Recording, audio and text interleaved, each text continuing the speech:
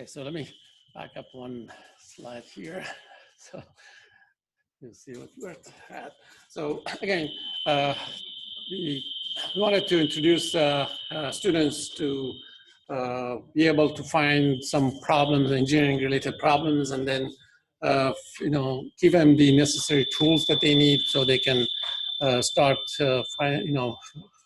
investigating and do some research and then find solutions to the problems from freshman year. And as I said, there are some limitations and constraints for that. One is, of course, the extra lab space.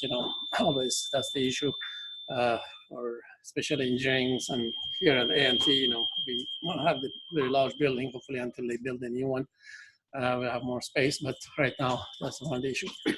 And also the resources, faculties, mentors, lab technicians, and equipments that we required, and the cost for that. So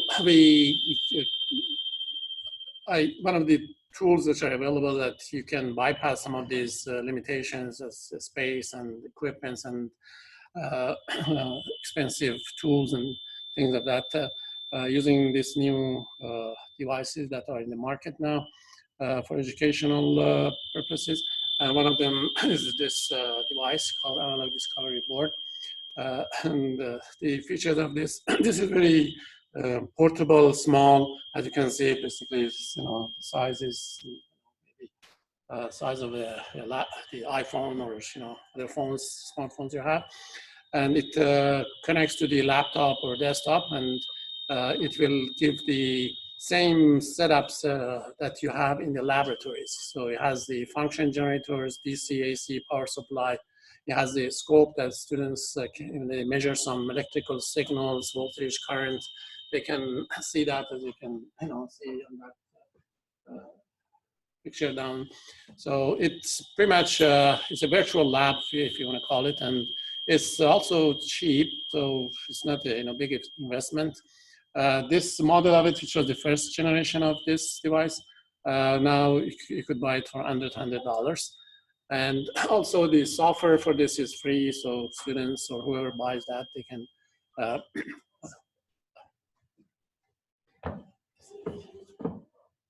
Hello? Okay. Okay. All right, so they can download the software free and then connect it to their laptop again or desktop, and then they can do experiments with this analog board. We used this device in two of the courses here at the NTE. One was the electrical engineering circuits for non-EE majors, because we offer one class electrical engineering circuits for non-EE majors, which is called 340. And the students, they basically did not have any hands-on experience or anything to do with electric circuits. So this analog device was very useful for those students to do some measurements and get a sense of what we mean by voltage, what we mean by current, what is the power, and all that using this analog discovery board. The other course that we used this device was in bioengineering lab 325. And they use that to measure pulse and heart rates and compare that with the current lab setup that they had, which is the Elvis board in the laboratory. Here's one picture of the device, again, that analog circuit connected to the breadboard with some simple resistors there. And then students used some of these, they built it in class. So it's not something that they have to go to a lab. You can teach them a lecture like for half an hour about Ohm's law or KCL, KVL laws, or any of those basic circuit laws. And then other half of the class time, you can we have enough of these boards, and then I put them in a group of 2 or 3, and then they build a circuit, and then they measure the voltage and currents across the circuits that they have on that board. And then they'll see the voltage outputs of that, and that really see what they learn in the theory. Now, we also use the same device for doing for the 325 lab that they, when students using this pulse reading probe or sensor that connects to the finger, and then the software, when you run it through this device, that gives you the heart rate or the pulse of the person. So they can observe that also. There's another device also in the market, which I just want to compare. This one is called analog device board, which is a little bit less costly than the other one, the analog discovery board. You can see, it shows you the same results and measurements here. This device doesn't have the other options like the function generator. It doesn't have the scope. So some of the other built-in features of the other one. So there's a limitation on this analog device board here. Again, it's much cheaper. It's like $30. You can buy one in the market. But again, we just want to compare. So that one works too, but the other one, as you can see, the option all on the top here. But again, if you download the software, you'll see this one has much more modules or things that you need for a lab setup or environment. So we prefer this one, in our classes. But again, I ask students to do the both and compare the results. So at the end, students were involved in more than just listening to lectures in the classroom. Less emphasis was placed on transmitting information and more on the development of students' skills. Also, they were involved in higher order thinking, like analysis, synthesis, evaluation. And also they were engaged in activities like writing, reading, discussing, and observing results. So this learning through analog discovery and the other one, analog devices, have been introduced for design tests and for students to observe what they learn in theory. So again, these two devices were focus of our for the students to do early experiments. Once they have come up with some problems that they need to solve it, then of course they have to build some kind of device or do some measurements. Always, bioengineering, biomedical, electrical engineering, or mechanical engineers, they have to do some voltage, measurements, current measurements somewhere in any device that they are building. So these two tools give them, good think that they can take it anywhere they want. You don't have to be in a lab environment. They can be at home. They could be in the lab, in classroom, and then make use of those. All right. Thank you. Yes. What year did you introduce this? This one is 2018. So that was last year for those classes. Is this freshman, sophomore? The 340 students take it in second year, so sophomore. And I think 325, the bioengineering is, if I'm correct, they also take this class in second year. Yeah. Any other question? Not? Thank you very much. Thank you, Alex. Okay.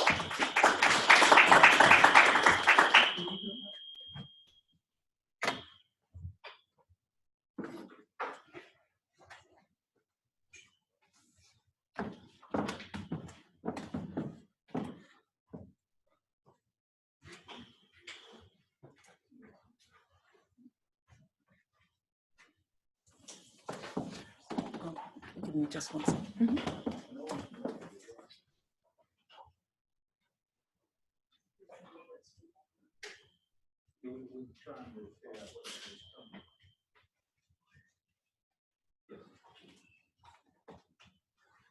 This laptop was on it.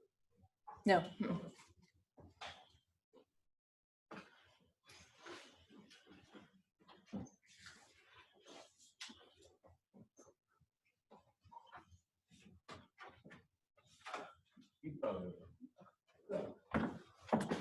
The clipper's here. Okay.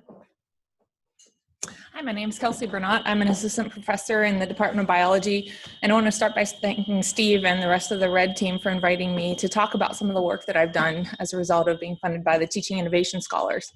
While I'm not talking about an engineering specific intervention, there are a lot of things that are relatable. In fact, my interest in getting students motivated to do research, their importance of student self-efficacy and self-identity as scientists or engineers, that crosses disciplines. So I don't have to belabor this point that the diversity of STEM workers in the US does not match the diversity of the US itself. If you pay attention just to the green bars, these are Black individuals versus the blue is white. And in the first column, those are our population. And you can see that as you move to the right, so increasing levels of STEM education, the white population or the blue bar increases, whereas the green and also red for Hispanics decreases. And so that's showing that we are not keeping people of color in STEM fields. So why might that be?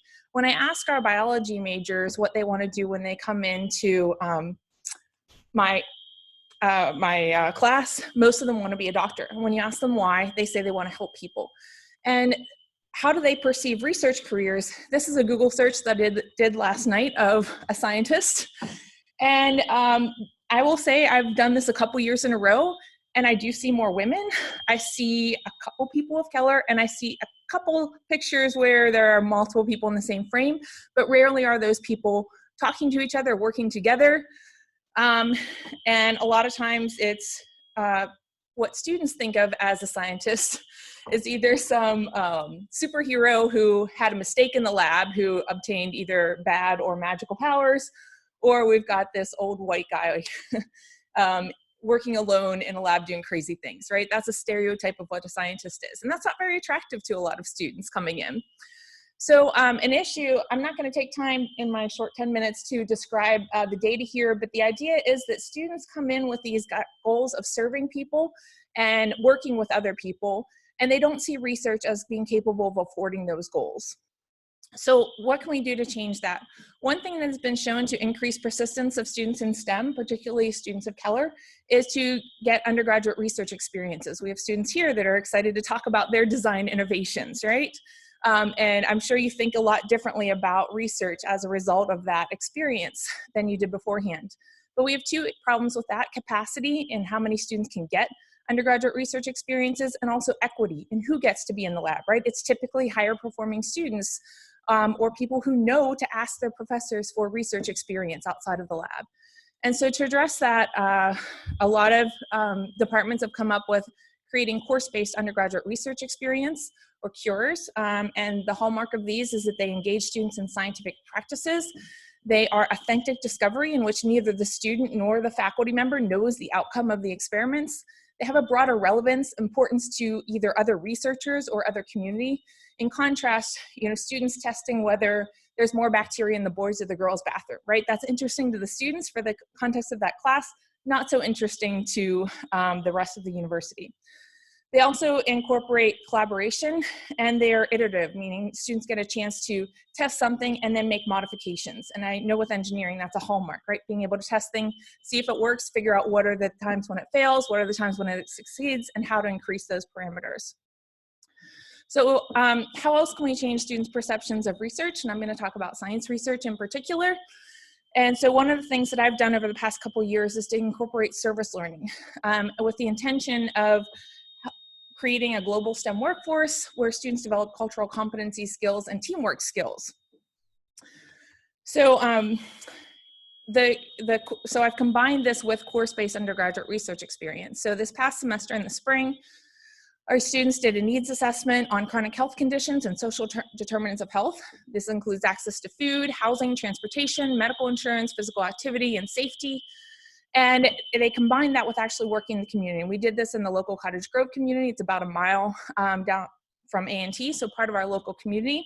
And for the service learning part, the students worked in the community. They worked with the Cottage Grove Marketplace, volunteering with this. This is actually a fresh food truck that comes from Guilford College, where they take the excess products from their community garden that feeds their cafeteria and sell them to low-income communities at a discounted price. In fact, one of the physicians that we work with actually provides $10 gift certificates to her patients to actually go to this food truck and get discounted fresh fruits and vegetables to increase the food quality and access to individuals in that area. We have a Saturday enrichment program where students come to A&T and get to see what it's like to be a scientist. So our students serve as mentors, and then we're trying to expose the local community to opportunities as science. We held a community picnic in one of the apartment complexes that we were targeting with our survey to increase the interaction between A&T and our community. And we also, our students actually tutored some of the elementary students. I don't have a picture of that, twice a week. So this was my proposal last year, was to really, I've done the service learning piece for a few years. I've done some aspect of novel authentic research, but to increase the communal goals assignment, things that help students recognize that science is capable of helping people and that it's collaborative. I didn't do the role models that I proposed, but we did a lot of collaboration exercises. And I know students generally hate group work, right? But once you work with a team of students who actually know how to work together and actually are motivated to do something, you can see how powerful it is. We also changed the both number of service learning hours that were required, as well as the longitudinal aspect of it. We framed all of the research questions within communal goals. So we brought in the health outreach team that talked about the importance of knowing what the needs are in the community so that we can design interventions to address that, and the importance of working with the community, not just for the community. We also required that the students, as part of their final research paper, write a broader impact statement about what was the impact of their statement on the community. So I don't have time to talk about all of the interventions, but I'm going to just talk about one that we designed, which was an intervention to help students synthesize data from the primary literature, and we used a jigsaw format. So phase one, the students worked individually to articulate their prior knowledge about the efficacy of vitamin C. So we asked questions like, does taking vitamin C every day prevent colds? Does, when you have a cold, does it make your cold shorter if you take vitamin C? So what do you think? So getting at preconceptions, vitamin C is something that most people have some idea about what you think it might do. Then we presented students with data, and we divided the students into 3 groups here as indicated by our blue, green, and gray table with students around it. And we helped them become experts on their one piece of data. So each table had a different piece of data, and it was disparate data. I'm not gonna take time to show you the actual exercise, but one group had data that showed that vitamin C was effective in reducing the frequency of colds obtained by ultramarathon runners compared to sedentary individuals. The other 2 individuals had data that showed that vitamin C was not effective in different circumstances. And so they become experts on that one figure by talking amongst themselves, by talking with the instructor. Then in the next phase, the groups are mixed, right? And so we have 1 to 2 individuals from each expert group, and now they talk about all 3 pieces of data together. These are what we call the synthesis groups, and that students are now trying to put together disparate pieces of data that actually conflict with each other and talk about why they might be different, what are some of the flaws with some of the experiments that might make them different. And so they start to share their knowledge with each other. And then they go back to an individual real world application where they write a letter to a friend about whether they would recommend their friend take vitamin C to be beneficial to prevent or reduce the severity of the common cold. And so the goal of this experiment is not necessarily to get the students to embrace or not embrace vitamin C, but to help them understand why they have these particular ways of thinking and to back that up with data. So I don't care if their advice to their friend is different than what the data shows, as long as they can talk about what the limitations of the data were and why that makes them maybe not trust the data or say that this was not really a valid experiment, right? Well, this piece of data only had a sample size of 20 individuals, or they didn't control for gender, they didn't have different ethnicities, right? That's okay. So the goal here is to get them to be able to put together pieces of information that don't necessarily match and explain why that might be and actually make that real world. So they did really terribly on this experiment. So you might look at this data. So this is the scores on this synthesis activity. It's a box plot. You know, we had people that did 100%, right? They got everything right. We had people that didn't turn in the homework, so they got a 0. The mean was about a 55%, which is not good. But this was done at the beginning of the semester. This was this is a sophomore level course that I did this in, an introduction to research course, and it was the first data activity we did. So one of the biggest issues was that students didn't understand the statistical significance of results. So if they saw a difference in bars in the result, they said, well, this one's higher than this one, despite the fact if it had a p-value of like 0.8. And then we can't be confident that those means are actually different because there's so much variability in those bars. So that was the main issue. I don't have data showing the later work, but I will say that for the first time ever, no student failed the course. And 100% of the students completed their final research paper, which has not happened in the 3 other times I've taught this course. And the final exam scores showed that they did show improvement in their scientific skills.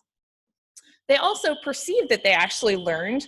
So this is a self-report in a scale of 5, where 5 is great gains, 1 is no gain.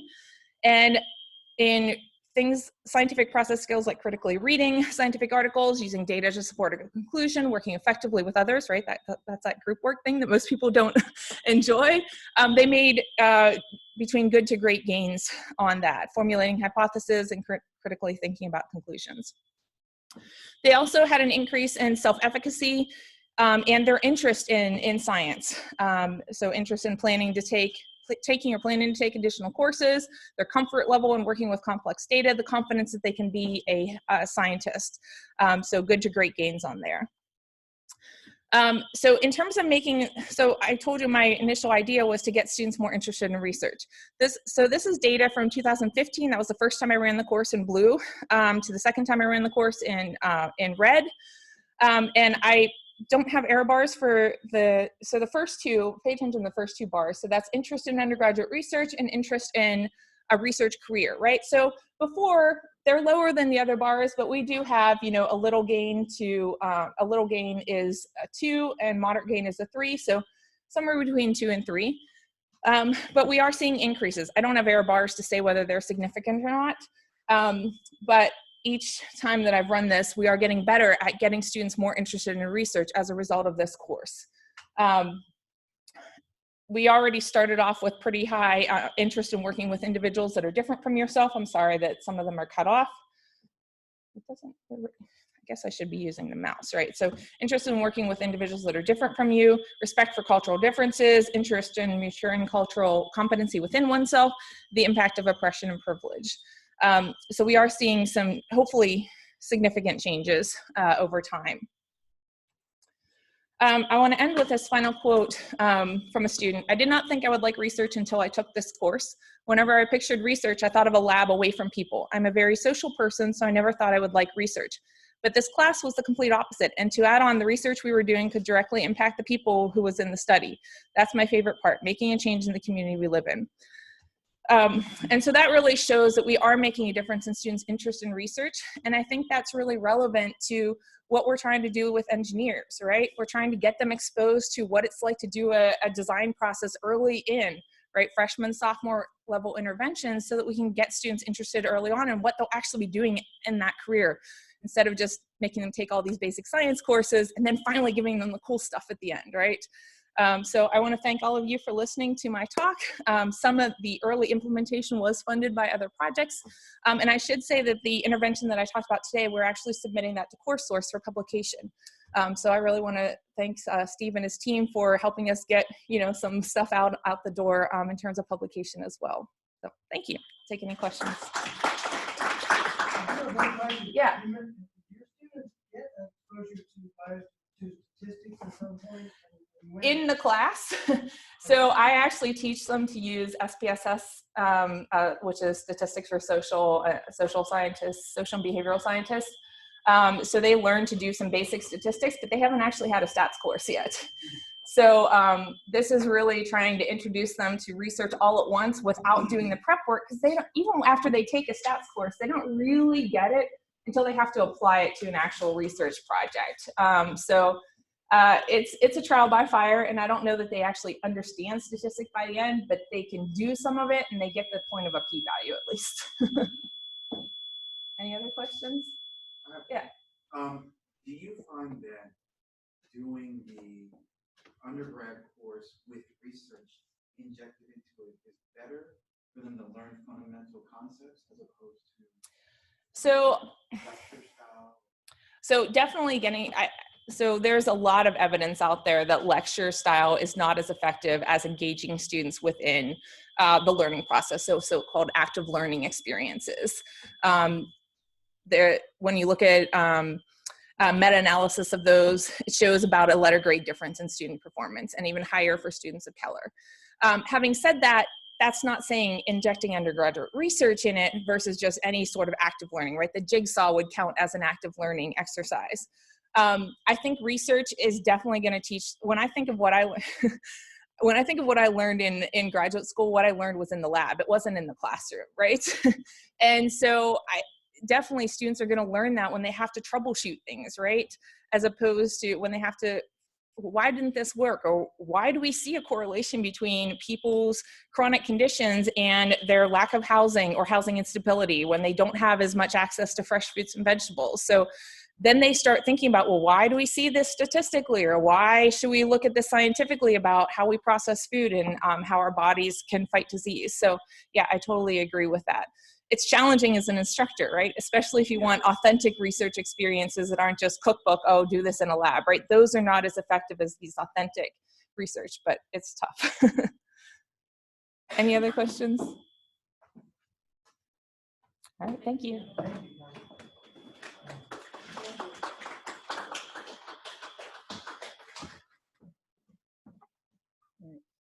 Next up, we have Dr. Chico Rory, and also in the biology department, to discuss his educational intervention.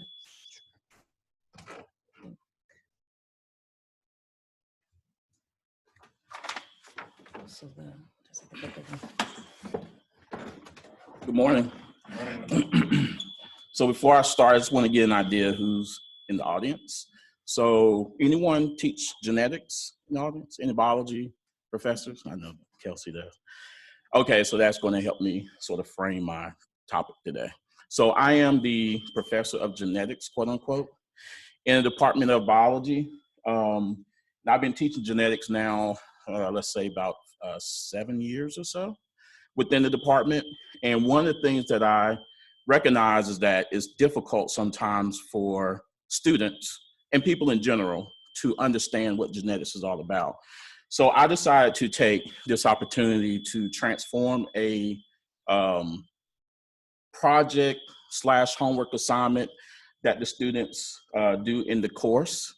And the idea is to help engage them in genetics. And part of the reason for that, and there's a little bit of irony in this, when I was in undergrad, so I was a biology major, my least favorite course was genetics. And now I'm the professor of genetics. And I think part of that was the way the course was taught, in all honesty. The professor wasn't that engaging. Of course, it was a different time. That was 20-something years ago. So we didn't have all the opportunities that we have now to engage the students. And so it was hard for me to get beyond sort of the abstract nature of genetics. And so the idea is to take genetics from the abstract and hopefully help the students envision themselves in the world of genetics. That's sort of the idea of this project. And I will continue to improve upon this project as long as I'm teaching the course. So this was what I proposed to do. And we sort of touched on these things throughout the semester, but I'm hoping to be able to assess this next year better. But the idea was to have the students use their own family lineage, right? So look at themselves within the world of genetics, their phenotype, and think about their genes and what role that plays in their phenotype. And so phenotype is what is expressed. So that's what we see, right? So you see skin color, eye color, hair texture, those are phenotypes. Even diseases, right, such as sickle cell anemia, high blood pressure, those are phenotypes. The genotypes are the genes that's responsible for those things, right? So we know in sickle cell anemia, it's an aberration of the hemoglobin gene, and that then determines how the red blood cells sort of shape and are able to carry oxygen to deoxygenated parts of your blood, or deoxygenated parts of your body. So that's the phenotype, but the gene response for that is hemoglobin. Okay, so that's the idea. So the idea was for this to be a semester-long project. I introduced it a little bit later than I planned on doing. because I was making some adjustment to the assignment. And then at the end, I say the students would create a poster of the pedigree analysis, present their findings for discussion. So pedigree analysis is when you look at your sort of family tree in a way. And so you get an idea of how certain characteristics are passed from generation to generation. So that then became actually a bonus instead of making that, well, it was sort of a bonus and a requirement. So I will show you some examples of that. I know you can't really read this here, but this is an idea of this is the assignment, the whole assignment. And there's different parts of the assignment. And so what I'm just going to do this morning is show you one student's example of this assignment and what they submitted. And actually this is one, of course, one of the better ones. But for the most part, the students, I think, did pretty well, which is a good thing. And that's the idea, is to take them beyond the textbook and sort of immerse themselves in the topic, the subject matter. That's the idea. And so this first question here, right, is I asked them, which family member do most people say you resemble? So when we think of inheritance and genetics, that's what most people sort of think about. Who do I look like, right? So you think about in your past, do I look like people on my father's side, my mother's side, et cetera? So that's sort of the idea. So this is one way to sort of introduce them to the world of genetics and inheritance. And so here's one student submission, because I also required them to submit a photo of themselves alongside with the person that most people say they resemble, if they're able to get the photo. So I don't really count it against them if they can't. But this is one example here. And she talks about how people say she resembles her mother the most. And as you can see, it's pretty close. Now, this is not always going to be exact because genetics is very complex, okay? So I'm introducing them to sort of the simple version, and then I'm going to sneak in a complex piece to this a little bit later. And then I go through some of the basic sort of phenotypes or general phenotypes that most of us can think about. So your nose, your hair texture, eye color, height, and there's one more, I believe I cut it off here. So I just want them to get an idea, okay, so people say I have my mother's nose, or I get my nose from my father's side. And I want them to sort of just, write that down, and we're gonna think about how that then relates to how traits are passed along the way. And a lot of these phenotypes are not going to be determined by one gene. That's not the way genetics really works. It's complex, so it tends to be multi-genes involved. But this is just a way to get them to really think about how genes play a role in what they look like. Then there's another piece to the project here. And see, I sort of skipped here. So I say, here are some physical traits that have been determined as being considered dominant or recessive in nature. And when we talk about dominance, that is what is going to be expressed if you have it, okay? So I'm not going to be able to teach you genetics here this morning, but if you happen to have this particular version of the gene, you tend to express that gene, okay? So I'm putting a little bit of caveat words in there because you don't always express it, but you tend to express it if you have it. So that's a dominant trait. A recessive trait, if you don't have the dominant, that's sort of what's left over. And that is what you then express, but that means you have to have two genes that are recessive in order for that to be expressed that way.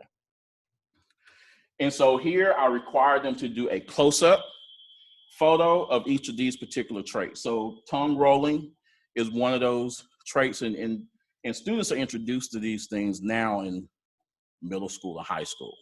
And so I'm just sort of reintroducing this as a college student and getting them to think a little bit more deeply about how genetics plays a role in these characteristics.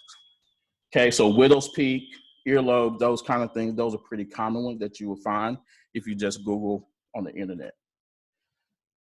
And then here I began to have them think about their particular genotype or some type of phenotype, physical characteristic. In this case, she talks about, this particular student talks about iron deficiency anemia and how that comes about. How is that passed potentially? Because all these things are not necessarily passed from parent to offspring, but sometimes they can be. And so here she decided to talk about, and what I required them to do is come up with the physical characteristic of phenotype, think about the genotype that's responsible for that phenotype, what gene is involved, and describe that. And then do a Punnett square as to how you may have possibly particularly got this particular trait. And so here you can see some of the background that she was able to do. So now they're thinking about, okay, this is a gene that's involved in this particular disorder. And maybe I have this gene, you know, because we don't really know unless she's tested for that, if she has this gene, and that's why she has this type of anemia. It's just the way to get them to thinking about that. And then they are to think about what their parents may be. Okay, so this can be a little bit difficult. You can do things called test crossing and those kind of things, and you're just sort of predicting where these traits came from. But this is a typical Punnett square here. And so she has this iron deficiency anemia, which is a homozygous recessive characteristic. So she will fall into this category right here, okay? But when I look at her family tree, I think she points out that neither her parents have that. So the assumption is if she had this particular genotype, that each parent must have been a carrier. And so they're beginning to learn different terms that we have to master in genetics. And I'm throwing around some of these terms for you, like dominant, recessive, phenotype, genotype, carrier, heterozygous, homozygous. So these are things they learn throughout the semester. And so they're sort of putting this all together in this particular project. So I have them do a family tree and a pedigree analysis here. And so they have to learn on how to interpret these in the course. So pedigree analysis, like this is a pedigree analysis. And so there's certain denotations that are required to be able to understand how pedigree analysis works. But essentially here you can look at sort of the family lineage, okay? And she points out this is her. So females tend to have a circle that denotes female, and if it's filled in, that means they express that particular trait. In this case, this is the anemia that she talked about. So then she was able to go back into her lineage and make an assumption that both of her parents are heterozygous for it. She obviously had an aunt who also had this particular disorder, and then backtrack and realize that she had a grandma that also had this disorder. So and I think this actually was pretty good. So she demonstrated pretty well how inheritance worked. And this is a family tree up here. And there was a couple of other, there was some extra credit or bonus opportunities for students.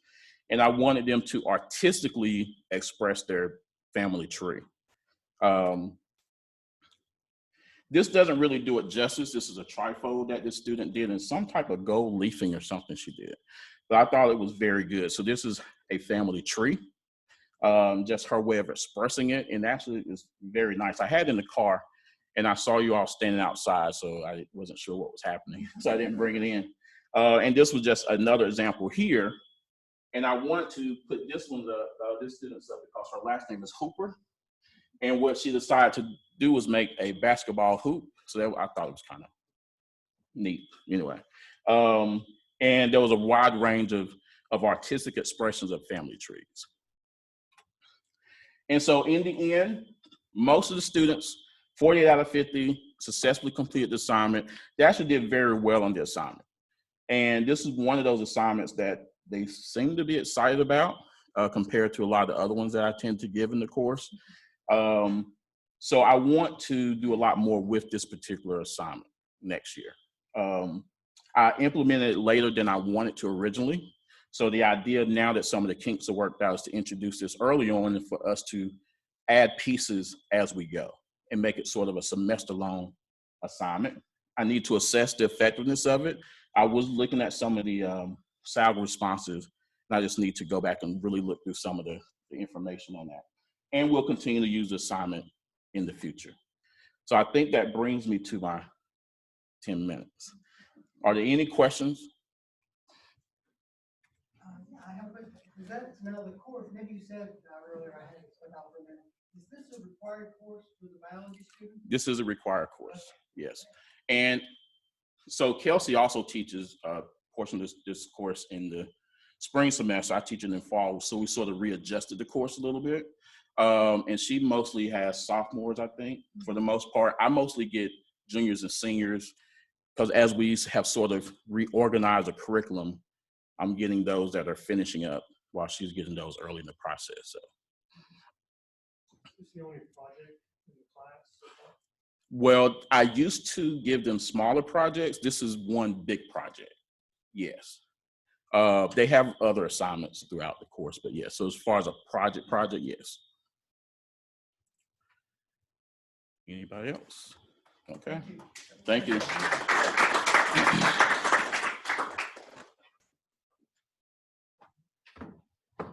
Thank you, Dr. Rory. We're going to take a few minutes just to take a little break and set some things up. So if you like, you can have some refreshments over here, and please don't forget to sign in if you haven't already. Okay. For those of you on the Zoom, are you still experiencing feedback? Not hearing you. No, it went away from me. This is Troy. I'm still hearing it a little bit, but it's kind of more intermittent. This is Stacy. Okay, thank you.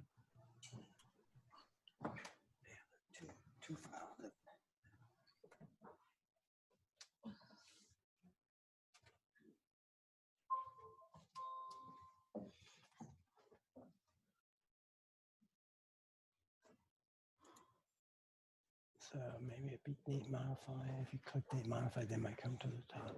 Yeah, there's top two.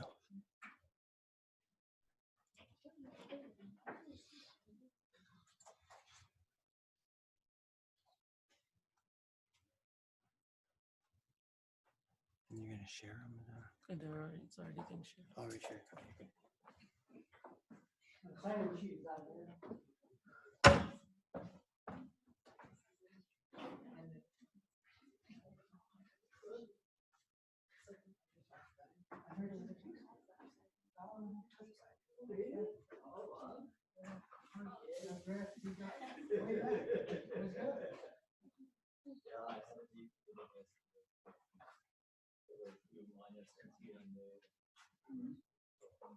I'll be able to complete it this weekend.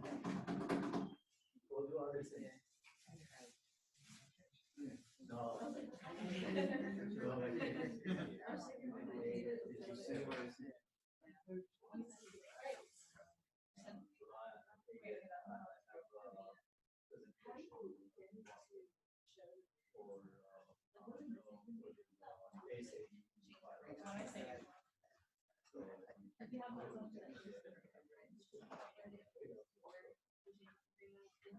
Big students with some information.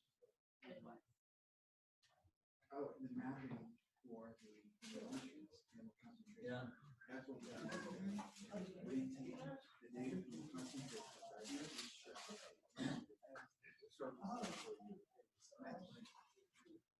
in color. The last step we did color. So the last step was shell with value. We didn't do that. So our no, they should change.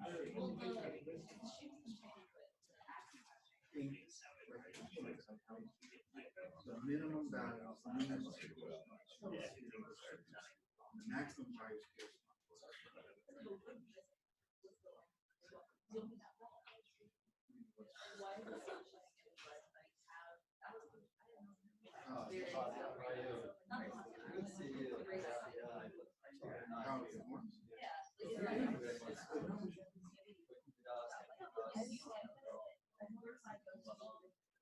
Because the both minimum values for and then they scale.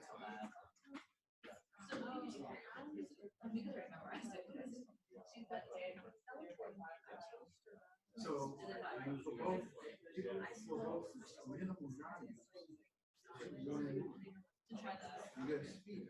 You don't last in speed, right?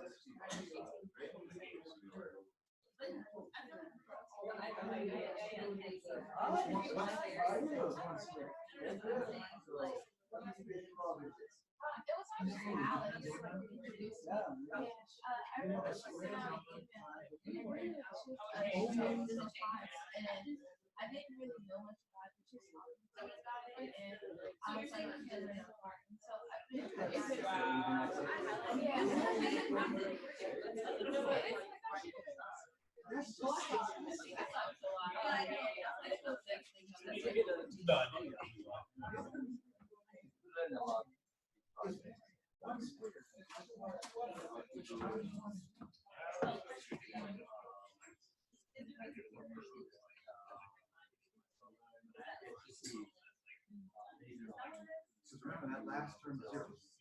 Four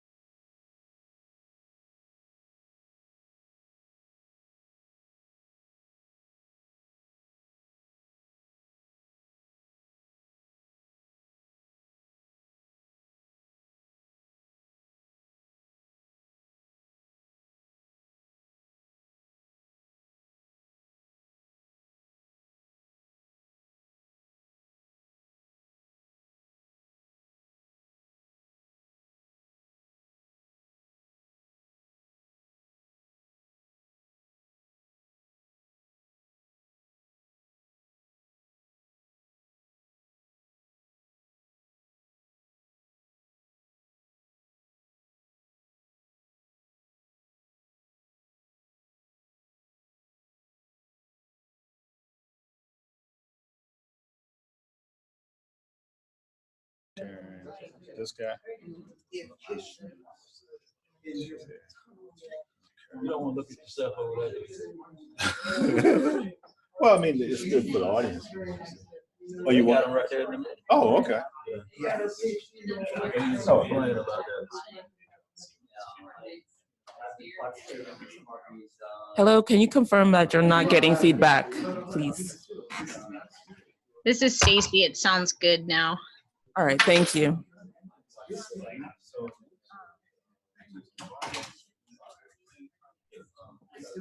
think we're good. I think we're okay. All right.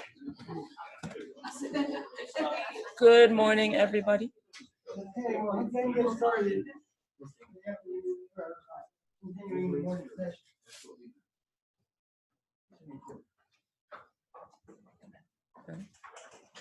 think we've gotten our technical issues a little bit sorted out.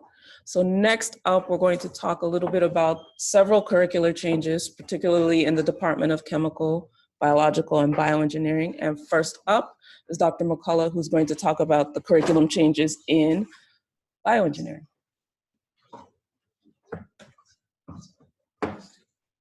Thank you. Good morning. I do apologize for delay earlier this morning, but I am glad to be here. So as you've already heard, we've been undergoing some major curriculum changes.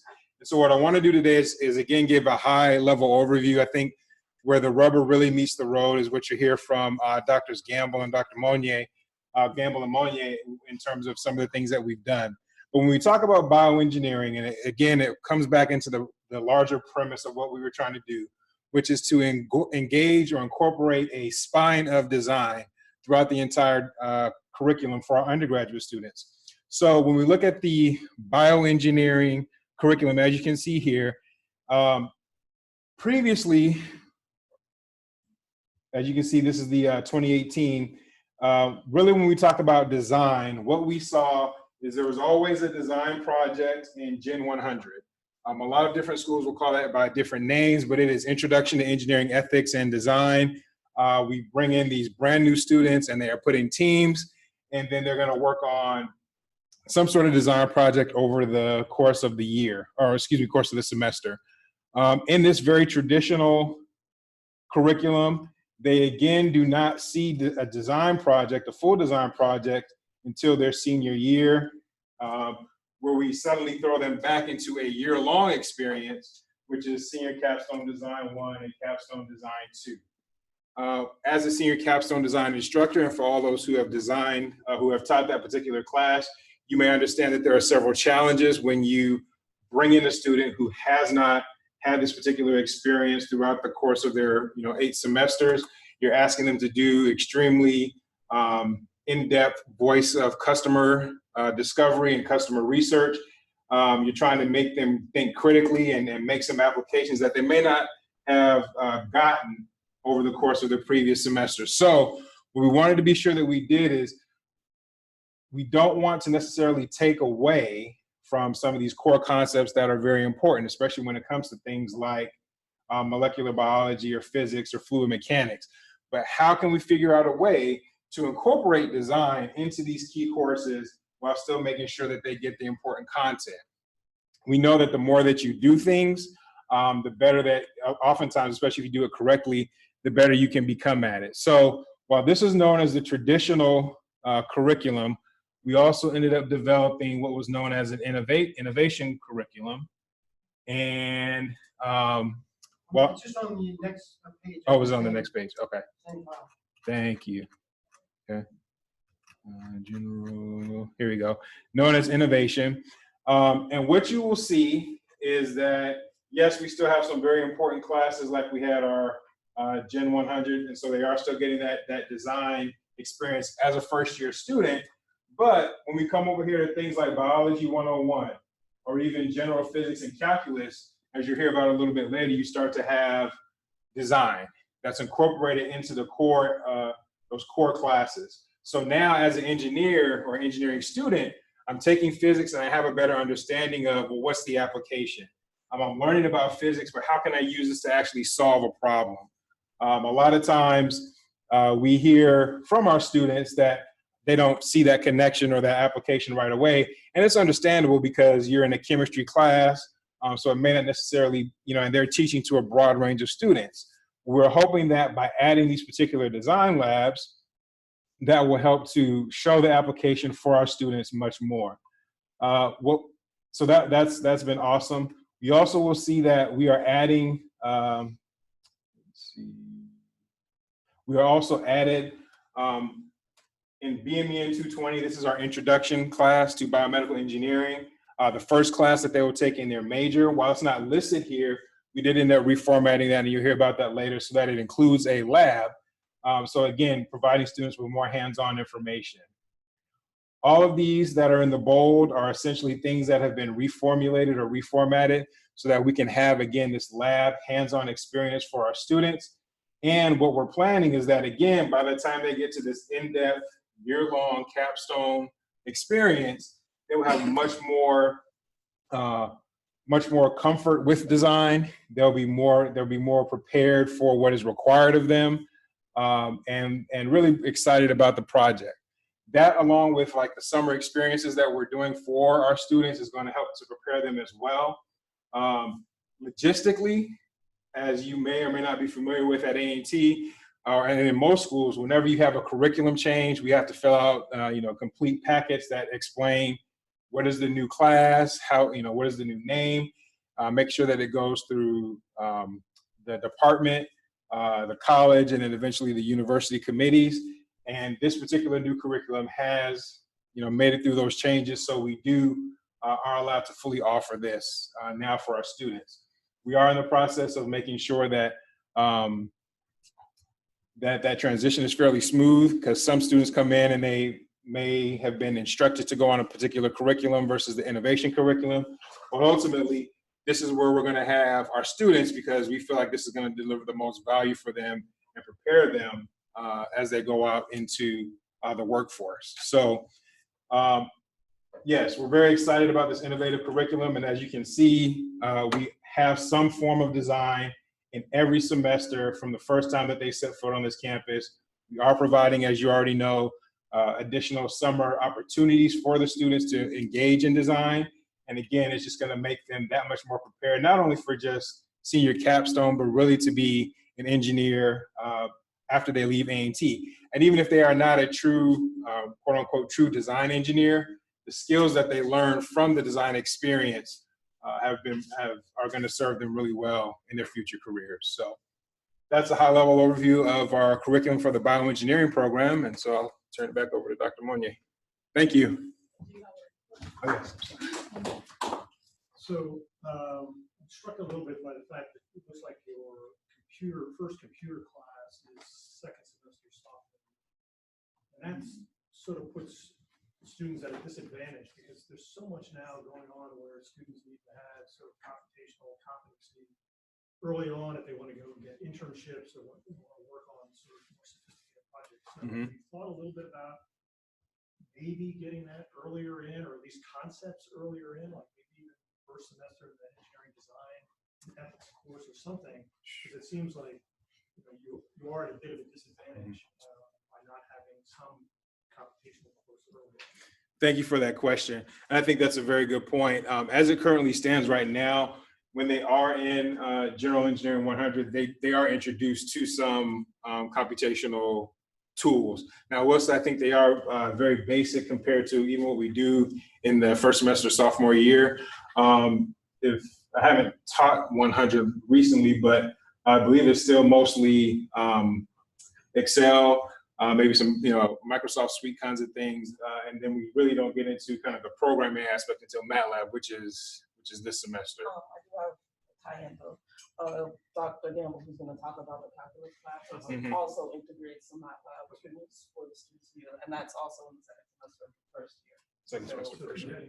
They're getting some, but they get the actual course later on second semester. So he's going to talk a little bit more about that. Absolutely. And then yes, also even 104, like you said, is second semester. I mean, first semester, second year. Dr. Gamble, were you gonna? Well, I was just gonna explain that further. Oh, okay.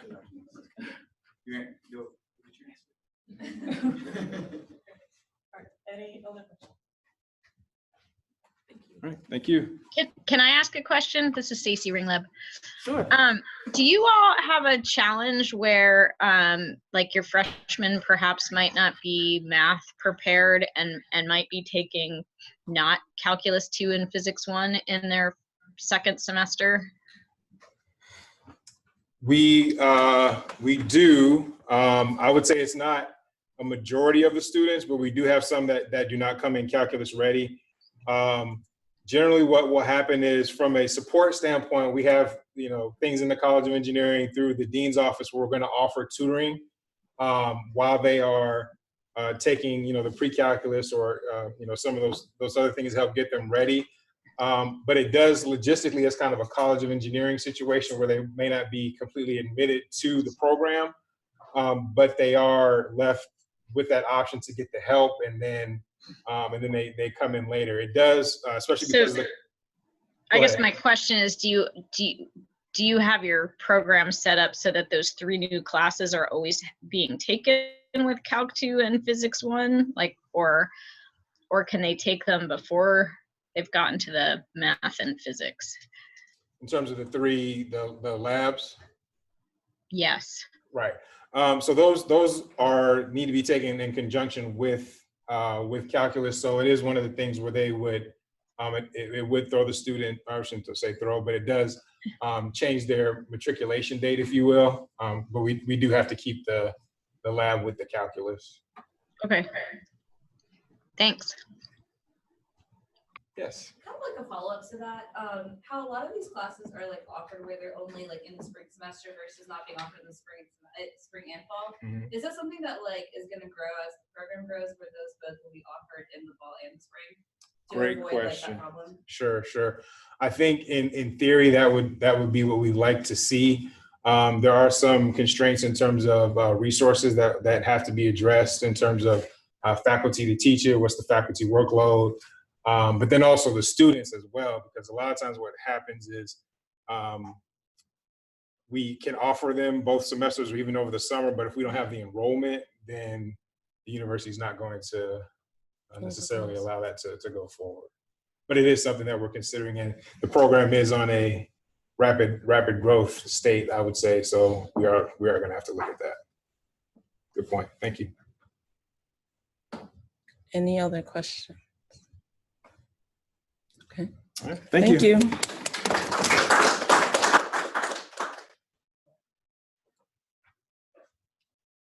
So I'm up next to talk a little bit about some of the engineering design labs that we have in the department. And as Matt so graciously mentioned, we have some key goals in the RED project. One of the key goals is to enhance the students' research abilities using undergraduate design and prototyping labs. So the basis of having these labs are to help to improve the students' abilities in terms of developing research problems and things like that. So graphically, as Matt mentioned, I don't know if yeah, it's showing, okay. So if we consider the 8 semesters across the entire curriculum, as was previously mentioned, engineering design usually comes at the very beginning, the first semester, and towards the end, towards the end of the last 2 semesters, okay? The way that these engineering design labs have been integrated, they allow for some kind of lab experience throughout the curriculum. So you can see that more exposure to these kinds of principles should hopefully improve the students' efficacy, self-efficacy, their abilities, and their values as engineers. So Matt also mentioned several of these courses have either been introduced or modified in such a way that there's some kind of lab experience to allow for that practical hands-on interaction. So I'm going to talk about one of the lab modules that I helped to develop with the introduction to biomedical engineering design. Okay. Just a little bit of overview about the course. It is the gateway course, so it's kind of like the first course that bioengineering majors have to take, and it introduces concepts of engineering principles as well as interaction between engineering and biology. So they get a kind of overview of the different areas within biomedical engineering. So some example topics that they discuss are biomaterials, drug delivery systems, imaging techniques, and bioinstrumentation, which the module I'm going to talk about relates to that. So just as an overview, bioinstrumentation focuses on devices and methods used to measure and evaluate and treat biological systems. Usually it's a way to monitor some kind of physiological characteristics. So you may be familiar with stethoscopes, sphygmomanometers, which measure blood pressure, and different fitness trackers. So they're all ways to non-invasively monitor some kind of physiological characteristic. Okay. So typically when we have a measurement, you have some sort of input. It's either going to be change in concentration or temperature or something like that. And that input needs to be detected by some form of a sensor. That sensor then delivers a signal which needs to be processed, which gets modified either by comparing it to another measurement or reducing some kind of noise or something like that. Then that modified signal is sent to a receiver, which is given as an output so that the human that is measuring the particular input will be able to detect and see something like that. So the example lab module that I helped develop was the Arduino-based pulse monitor. The Arduino system is very easy to use. It's a lot of DIY, and individuals that don't have to necessarily want to make devices on their own, they're allowed to do that. So we had the hardware, which is the microcontroller, which acts as the processing part. It had its own pulse sensor, which we also developed or brought in, which we added, which was the sensor. And we also had our LCD display, which was the output or the receiver. You could also see the information as well on a computer system. And the software that was used is like an integrated development environment. Okay. So with this monitor, the students were asked to consider any kind of changes or improvements to the device to make it better. So they have to use some kind of innovative thinking to try and improve upon the particular item. They were also asked to modify some of the code to detect whether or not a proper signal was detected. So they had to adjust the threshold of the particular signal that was coming in. And they were able to utilize this device to investigate a brief little experiment, listening to different types of music. How does that affect their heart rate? And the unique thing with the Arduino system is that you can attach different types of sensors and develop different types of devices, and it can be used for other areas, not just in that particular section. So some of the key benefits were that it allows for the students to have some hands-on experience with device development as well as construction. So they got to see all the pieces come together. And it added some level of interactivity to emphasize some of the in-class topics. And they were able to see connections from other courses, but not just necessarily the BMN 220, looking at some circuitry, looking at physiology, and also considering computer programming. So some other examples of lab modules that we were working on is looking at the kinetics of drug delivery systems, particularly a nicotine patch that the students develop themselves, and they get to see how much nicotine is coming out of the patch over a period of time using Beer-Lambert's law and looking at the concentration of nicotine in a solution. In BMN 310, which is a biomaterials class, we worked a little bit on producing hydrogels and looking at some of their testing and analysis. And then in BMN 101, which is the introductory biology class, they get to develop some laboratory skills which can be useful later on when they're doing their senior design project in terms of understanding and testing some of those things. So some potential outcomes, the students get to be active participants in their learning. They don't just get to sit there passively, they get to interact and move and deal with the actual different areas of the design lab. They get to help develop their analytical and synthesis techniques, which are higher levels of Bloom's taxonomy. And we hope to improve the confidence in the students' abilities, as well as to increase their value in their learning. So, are there any questions for me? I know I went a little fast, but I'm trying to keep the time. So, yes. Any questions? Talk about the rooms, spaces that you use? Okay. We did get some space. We have a room in McNair Hall on the first floor where we did primarily that pulse monitoring experiment. We also have some space in Hines Hall where some of the students have gone to be able to do some of the introductory biology experiments, as well as some of the chemistry experiments.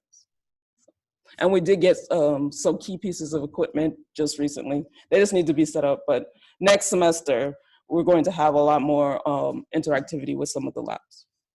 Okay. From that perspective, is there something needed? What do we need to add in terms of resources, space?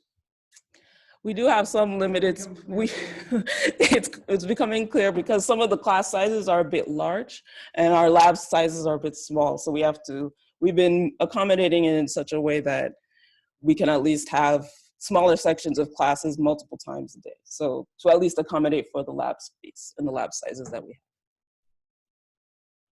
have. Okay. Sure. You said like working with the Arduino programming gets some familiar with some of the like programming. Is there going to be future developments where like if students want to go towards like more computer science side of biomedical, that would be able to take courses, programming courses focused on that sort of development? Within our department? Within the department. That might be an elective that we might be able to offer one day, but that's something that we can definitely consider if somebody wants to do a lot of programming. I know Dr. Gamble also does programming with his courses as well, so they get to experience it throughout the curriculum. All right. Thank you. Next up we have, thank you. Next up we have Dr. Gamble and a few of his students to talk about the calculus lab.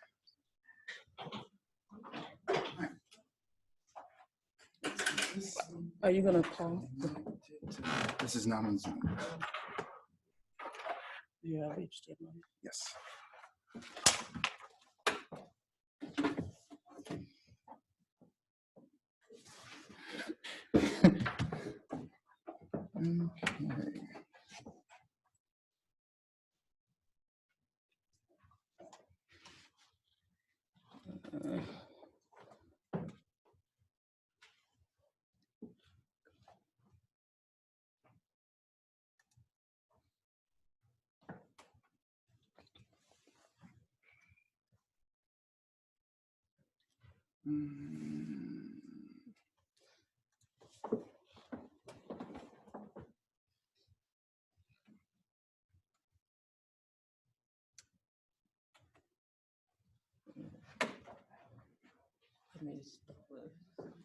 I don't know if you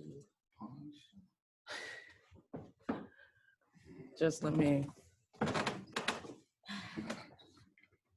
Okay, well, while she's doing that, I'm Dr. Gamble. Some of you know me. Some of you heard about me. I guess I have a reputation. With me are two of my students from the Calculus 2 lab, Mika and Rama, and they will assist me in showing you guys firsthand what we've been doing all summer in terms of the analytical design lab. And that covers Calculus 2. So it's covered concurrently with the Calculus 2 lecture course. In the Calculus 2 lab, we cover an introduction to computational methods. They essentially get a overview of numerical calculus. So it's doing calculus on the computer in MATLAB. So over the course of the whole semester, we look at what they should be learning in the Calculus 2 lecture, and then we say, all right, take this, analyze those functions in that calculus, and let's translate it into computer code. So that's one of the things that we're doing in the Calculus 2 and 3 labs. So Calculus 2 is mainly analytical functions, it's series expansions, it's working with polynomials, and some rational equations. Calculus 3 takes full-on geometric and vector calculus. So in there, they're working with flows, they're working with gradients. We cover how to do the divergence in curl on the computer. We generate those vector fields on the computer real time and in 3D. The way the class is taught is we introduce a one large simulation, one large project for the entire lab, the entire semester, and we modulate it. So week by week, we're working on a different piece for that entire project. They generate a piece, they match it with the calculus, they explain, we go over, okay, well, why did we have to write this integral this way? Why did we need a Riemann sum to write an integral on the computer? They learn the backward Euler method as a first pass. They learn, or they get a small introduction to the Runge-Kutta method. And they learn Simpson's rule for integration. So they're incorporating these things from calculus 2, the polynomial functions, rational functions, fractions, partial fractions, and other complex methods like the shell method is one of the last things that we went over in the calculus 2 lab this summer. So it's some of these things that the students find difficult in the lecture course, they can test in the calculus lab and get a background on, okay, well, why do we have to do the shell method? Well, you need that for volume slicing. That's why you do the shell method.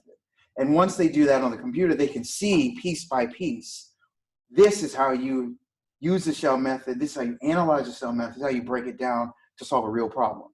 So the simulation that they're going to show you today is taking a red blood cell, they calculate the geometry of the red blood cell in an isotonic state, and then they deform it in MATLAB. They use a ellipsoidal shape, an oblate spheroid, remember that? Which is not symmetrically as stable as a sphere. So they get a real example of, well, what is the shape of a red blood cell in general? It's an oblate spheroid, it's ellipsoidal, and it's flat up top, round at the bottom, and it has a little concave disc along the surface. And then they take that geometry and then they say, okay, well, what if I change the concentration of water inside the cell? They develop an algorithm for calculating the shell method for one geometry, and they splice it up so they can separate at each shell a concentration of water, so that the very last shell holds the total concentration of water in the cell in an isotonic state. Then they take that one cell and they expand it out to many cells. And they deform each cell so that you go from an ellipsoidal shape to a more spherical one, hypotonic. If they can do that for hypotonic, they can do the same thing for hypertonic and shrink the cell. So you're going to see today their full code. I think the code has about 300 lines in it, and it covers a lot of fundamental aspects for computational methods. It covers a lot of calculus that's integrated in there, and it covers an introduction to how one would analyze some of these concepts they're going to see in their other biologically driven courses to develop solutions.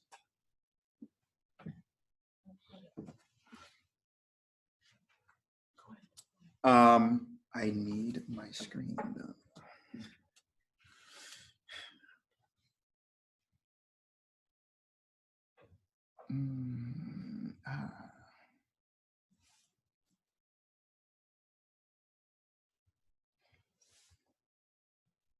Here we go. Okay. I guess that worked.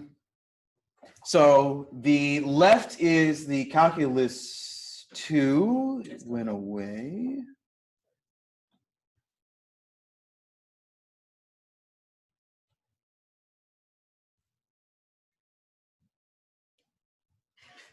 Oh no, we were doing so well. Doing so well.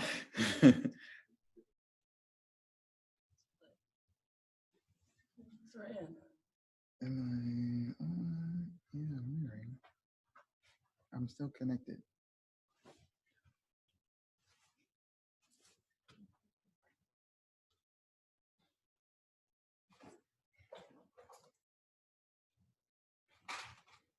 Okay. Well, good. Okay. Okay, well, I guess these are, well, actually, let me do this then. There we go. Put that there and yeah. Okay. So you can see where the BMN 132, which is analytical design, that's the Calculus 2 lab, and geometric applications in design is the Calculus 3 lab there. So freshman spring semester and sophomore fall semester, or where these two labs are. So these two are snapshots of their lab manual that they are going to have, which covers a review of what they would see in Calculus 2. It also introduces to them some fundamentals into MATLAB. What is MATLAB as a computer algebra system, and what does it do? Why do we need MATLAB? Why do engineers like MATLAB? And so we break down, all right, we go back, what is the fundamental theorem of calculus? Why do we need it for integration? Why do we need it for differentiation? And then we see how we can use this to actually develop some type of numerical method. And then we're going to use that in the code for MATLAB. So to give you a small sample, they are going to run their code live for you right now. Just click the Should we start talking or should we explain? One should explain what you're typing in. Oh, we actually do have that. Okay, so we'll start. So our code is basically just to, as Dr. Gamble said, it's to kind of on MATLAB talk about the volume of a red blood cell and then the changing tonic states for it. And so we were doing hypertonic, isotonic, and hypotonic. And so some of the values that we're entering in kind of reflect that. And so as Mika does, I don't know if you can see it, but so like, can you? It's kind of small. So I can barely read it. And so it's like, and so we're talking about the shape of an ellipsoid. And so we're talking about our radii. And so for our minimum value, you're running? Oh. Okay, so don't run it because I'm still reading it. So our minimum value for our semi-major radius is like, so we're talking about in regards to our ellipsoid, and we're going to say like our semi-major radiuses are equivalent to one another, and then our semi-minor radius is on its own to create that shape of having the two radii be equal, and then like the one being different. And so we're saying our minimum value for the largest radius is that's possible for a red blood cell is 1. The largest value that you can assign to it is we're just kind of ranging it at 10. And then we want our semi-minor radius to be at a minimum of 1 to show like what it would be if it was at a hypotonic state. So it would create like a perfect sphere, which would be like, you know, it would have like all equal radii. And then our maximum value that we're assigning to it is 5, because if we're making an ellipsoid, then we're expecting that it to be roughly like half of the semi-major radius's radii amount. And then we're Taylor expanding it 4 times. And so our equation for the volume of an ellipsoid is 4/3 pi r cubed. And so if we wanted to Taylor expand it, we would take like 4 derivatives of it, assuming that the 4th derivative is 0. And so in our code, we're expanding it 4 times. Our mesh is just our resolution amount. And so we just chose 200 as just like, you know, just to show like an accurate picture. And then the number of radii, and basically everything after this is just like 5, because we're trying to project out 5 different variations of the red blood cell. So like 5 different images that will hopefully show up.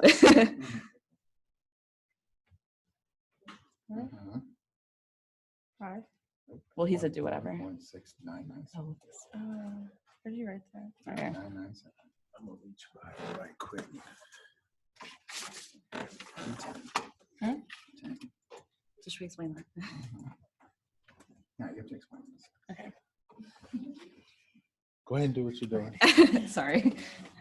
So within our code, we wrote a, I guess a statement to prevent you from, or to prevent the user from typing different geometries for our number of radius and our number of computed geometries. because they can't be, oh, okay, yeah. So it reads what we typed in the code because we don't want them to be the same. So it just like prompts you to change that in the code or make them the same. And the prompts that you see up here, they wrote in the code. Mm-hmm. So they're learning not just the mathematics behind computational methods, but the control of variables, control of the simulation. They learn conditional statements in the calculus lab. And they have successfully run the simulation. So please explain what you have.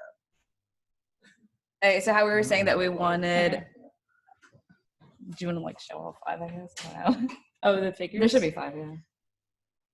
Just exit out of it. Show the first and the last. Okay. That one's kind of Exit out of that one. Hi. Okay, yeah. Okay, and so how we were discussing how we wanted the 5 images, which is like why you got the 5 different red blood cells at different tonic states. So the more spherical one is going to be at the hypotonic state, where the concentration of water is more than the isotonic state, which was the 55,000 millimoles. So we're going to get a more spherical shape that is different than the ellipsoidal shape.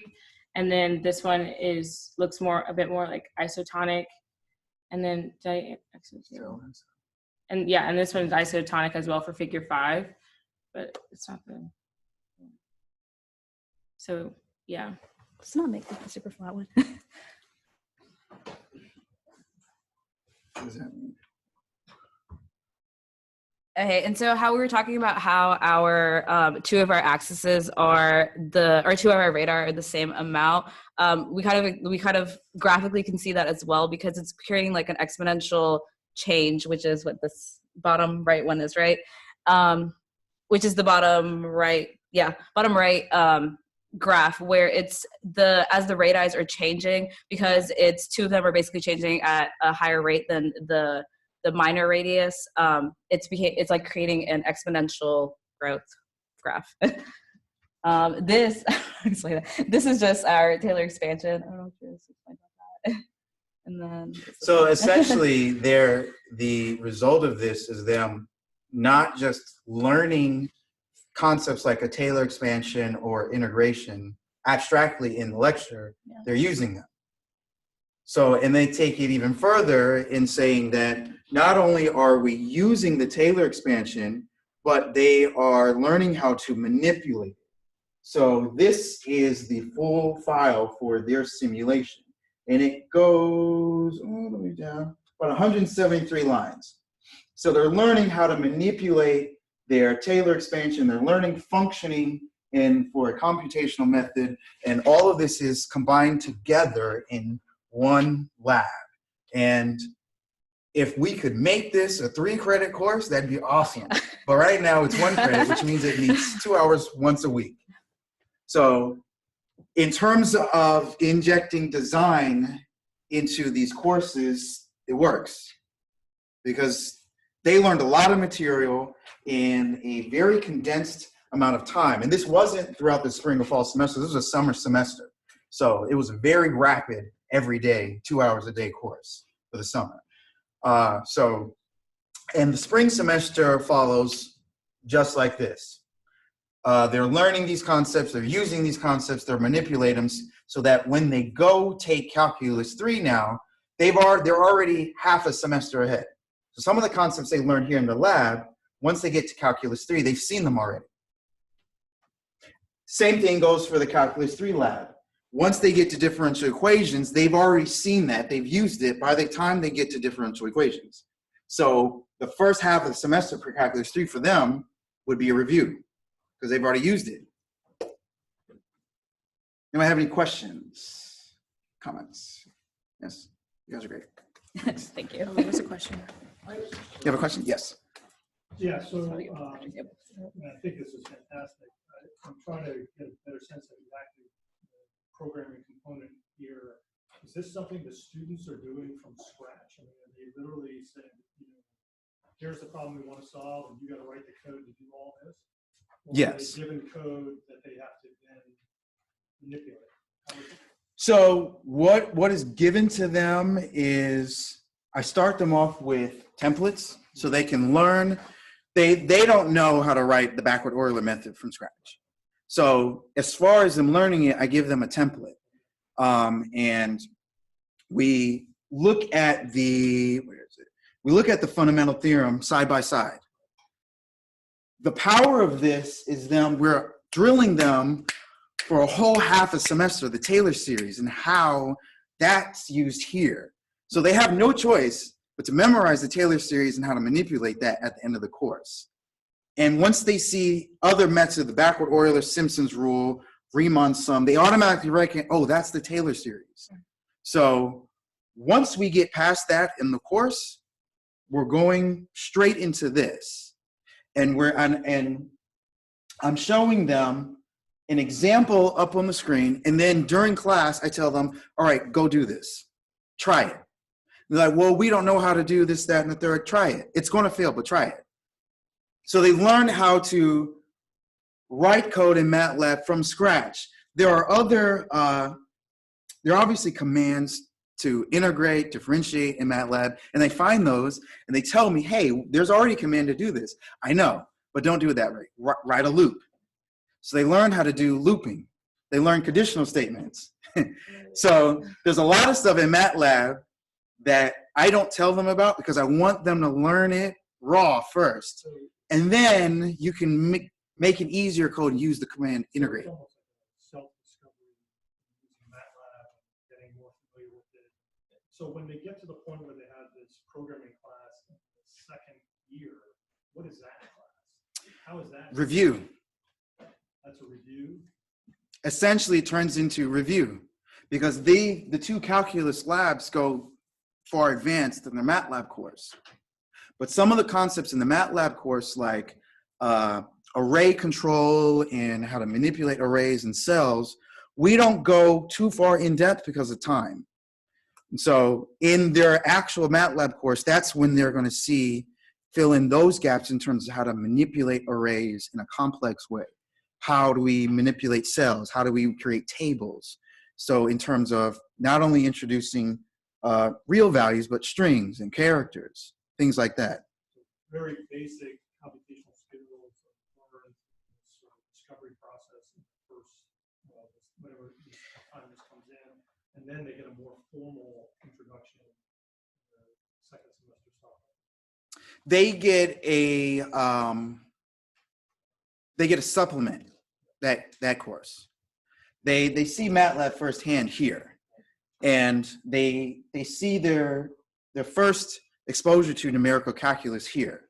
So by the end of this course, I've had students give me their project, run their project up there, and I'm like, whoa, you have an extra block of code here. Yeah, I looked up something, I wanted to test it to see if it worked. And it works, and I'm like, great, you guys are investigating now.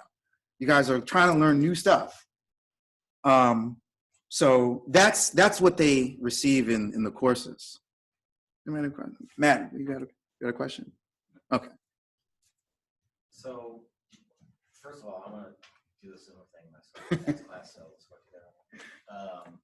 Do you anticipate students succeeding more or less summer versus a drawn-out spring semester? It seems like the summer months you're doing big breaks for this.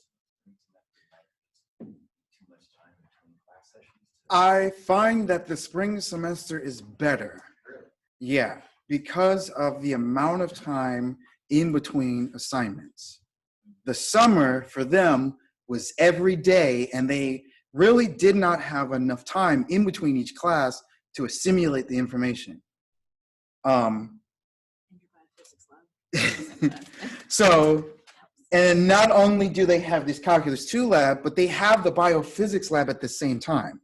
So some of the physical concepts they cover in biophysics, the math we cover here. So they're seeing some of the same things twice. The language they're seeing twice. The mathematics they're seeing twice during the spring semester. They don't get that during the summer because they may just take this by themselves and that's it.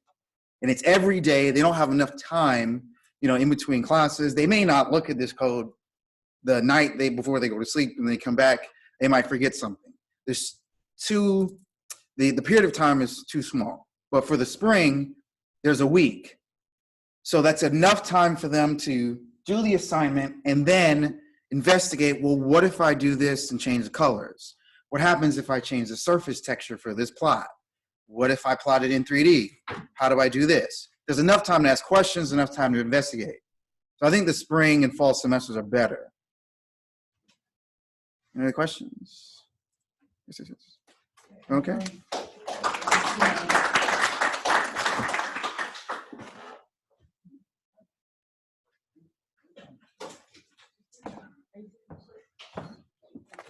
By the way, due to the fire alarm, we're behind a little bit, but it's gonna be okay. We'll probably have our lunch break here.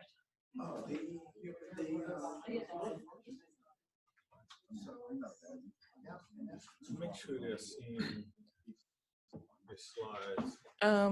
Hello? Those in the Zoom, can you see the slides? Mine like not signed in. No, I can only see you. Okay. Great. Cool, so you're already no. on there. Wait, cancel.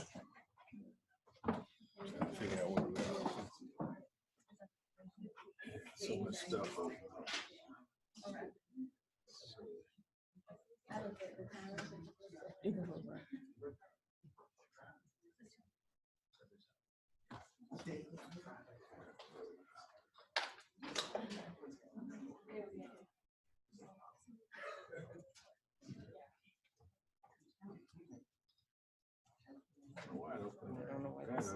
Yeah.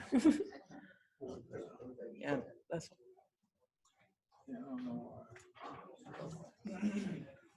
Slides are visible now. Okay. All right. Next up, we have Dr. Shabazi of Biological Engineering to talk about the curriculum changes in their department. Thank you. Good morning, everybody. Name is Qasim Shabazi, Director of Biological Engineering. We are in the same department with chemical and bioengineering. Biological engineering covers more than human physiology. We cover bacteria, we cover animals, we cover plants, all kinds of things. This morning, I'm presenting these series of slides on a instrumentation class we have implemented. Dr. Wang teaches a process engineering class during the junior year. Everybody, just like bioengineering, we take GN 100 in the first year. Nothing happens in the second year, and then third year, Dr. Wang, we have several classes. All of our major classes have a design component to it. I teach bioenergy, and then we have multiple, design projects, PV, wind, anaerobic digestion, and so forth. We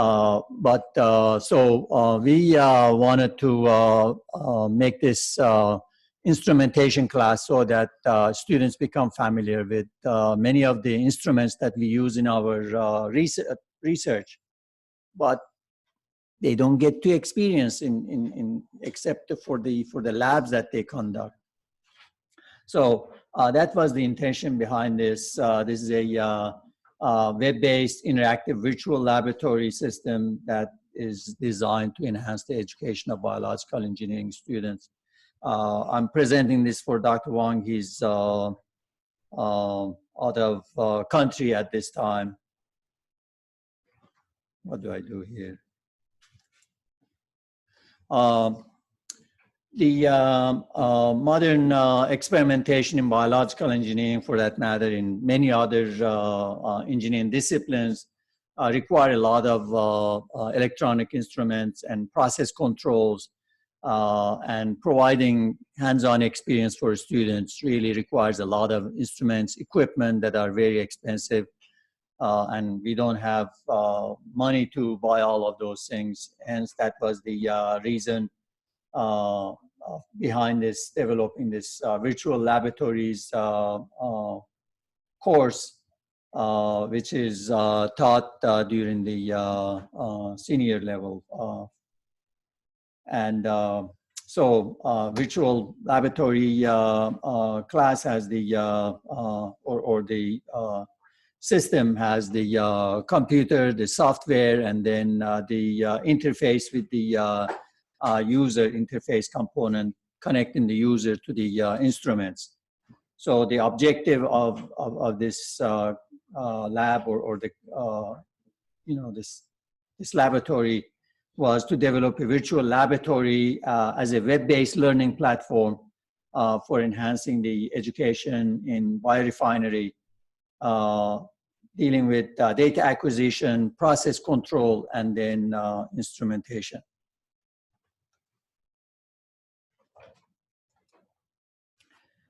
So this is our prototype that many of our students work not on all of these things at the same time, but on different things at different times. So we have a compost unit over here, and then in the background, that a long tube is the anaerobic digester that converts organic matter into biogas. Biogas is basically 95% methane, which is natural, similar to natural gas. In the front, we have open raceway for cultivating algae. We use animal manure, wastewater to grow these algae. And then we have a absorption column over here. What happens is that as we feed the animal waste and we mix it with crop residues as well into this composter, and then after a week or two, when the composting is completed, it produces ammonia, and it produces CO2, carbon dioxide. So it happens that algae can benefit from both carbon dioxide and ammonia. Ammonia is a nitrogen source, and then carbon dioxide is what the algae cells use for the photosynthesis. The gas component is injected into these adsorption tubes where the algae flows through, recycled between the open raceway and then the columns. And then the effluent that comes out from the composter goes mostly into the, some of it comes to the raceway, but mostly goes into the anaerobic digester to be digested into biogas. And then biogas that is come out of there, one component is missing from here. We have a reformer that takes biogas and converts it into syngas, which is CO and hydrogen. And then from hydrogen and CO, we can produce green fuel, basically biofuels. So that's the basis for this lab.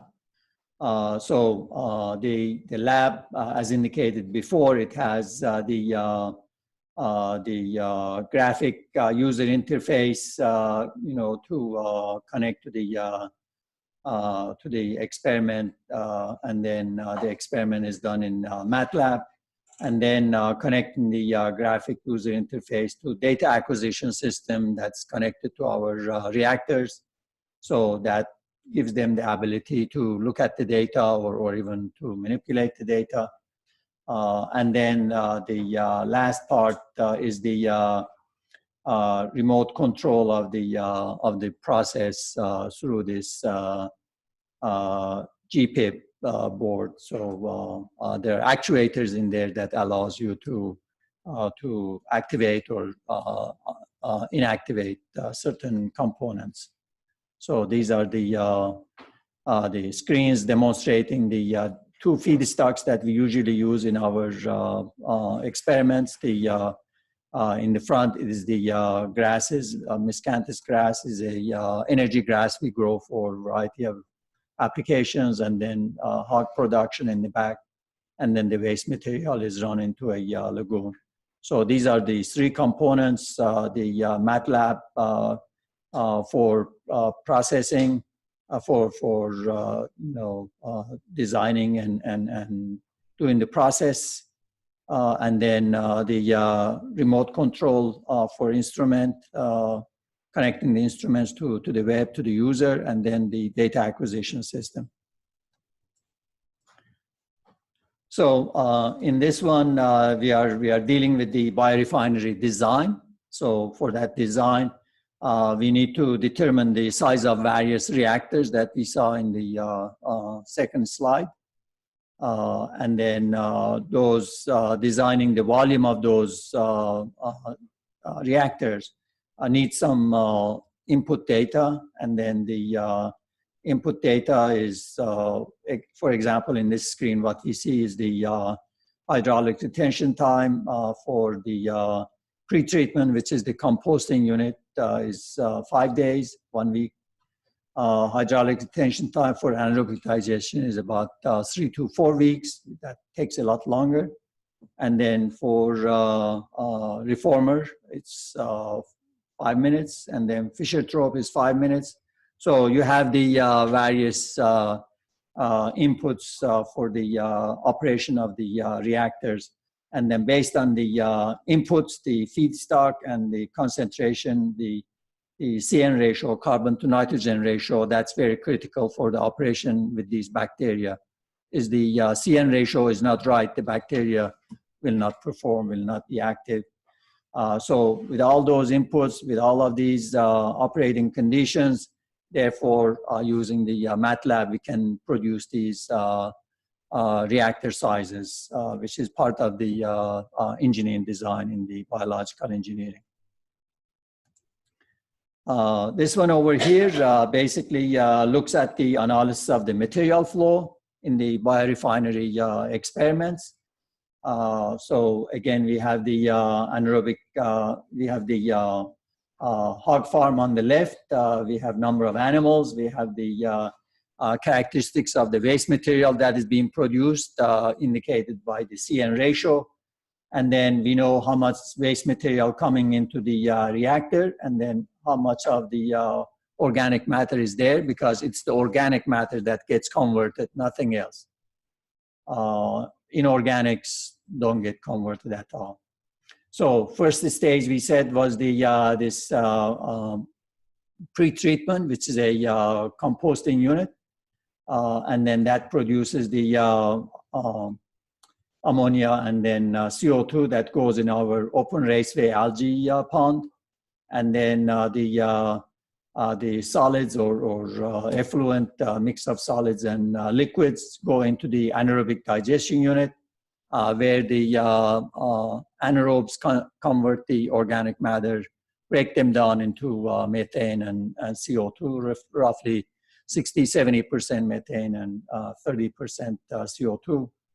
And then the products that come out of there, we have biogas that is reformed into syngas, and from syngas we produce green diesel or green gasoline. And then the solids get separated, and then solids gets turned into biochar. Biochar is a high value product, and also we can use biochar, a part of the biochar we produce here, for filtering the water and then purifying the water. So we produce basically water is one of the products comes out of this wastewater. And these are the displays to display a variety of products and outputs and their concentration or their amounts. So in this slide over here, we are looking at a physical lab experiments being conducted. This is a continuously stir tank reactor. We are using it as an anaerobic digester. And you put the waste material in there, you know the amount of the organic matter or concentration of the organic matter, usually 10% of the total volume.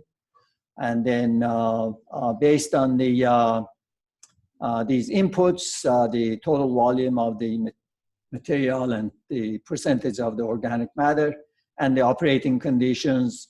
So the mixing time and the temperature and the ambient temperature, and then the insulation that we have in there in order to prevent the heat loss from the reactor. So with all of those inputs, we are able to using again the MATLAB code to determine the size of the reactor that you need. Not necessarily for this reactor, but for any size, for any scale that student need to figure it out. Let me go back. So at the bottom, then we are also determining the impeller speed, the mixing speed, the power requirement, and also the heat loss. So these are all functions that students are able to do through the MATLAB code.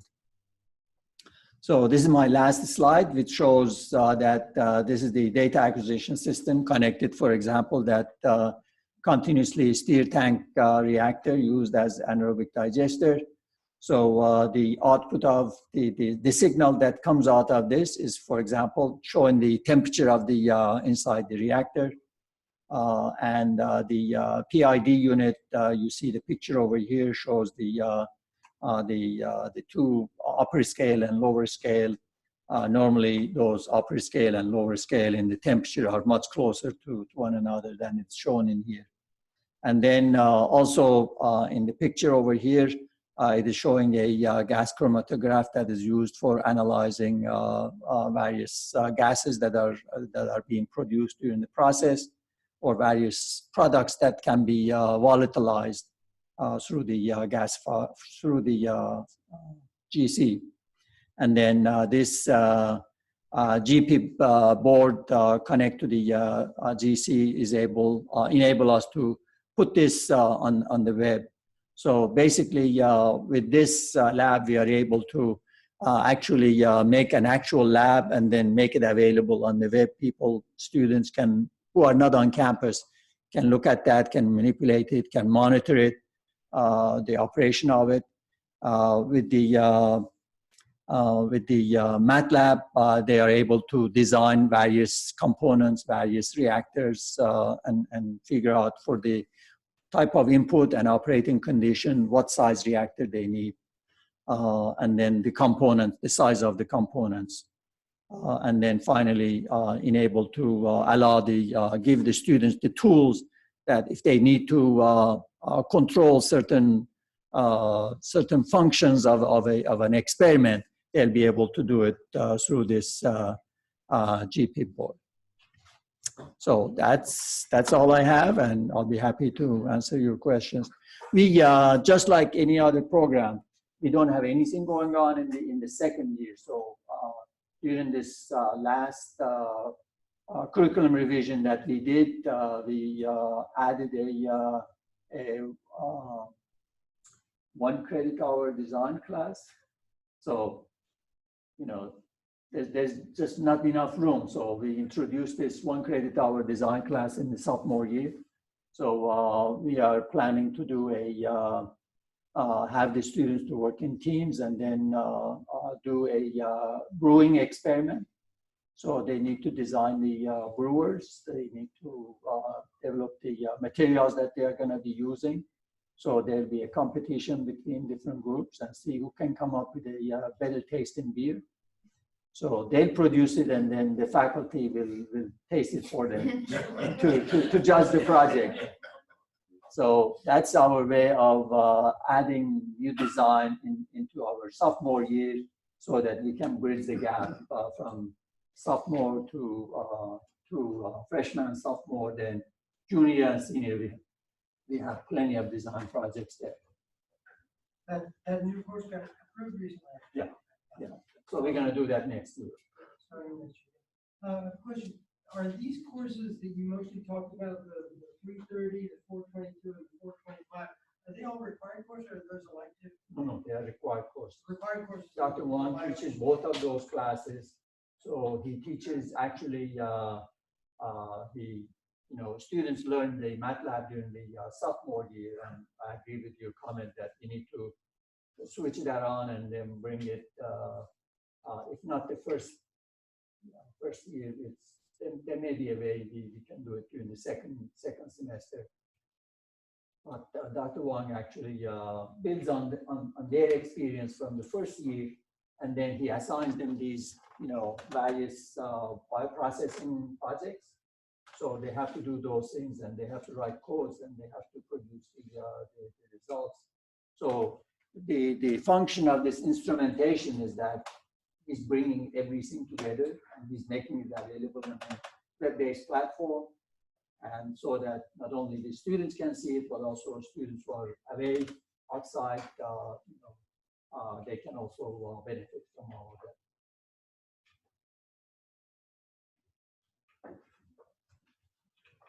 Thank you.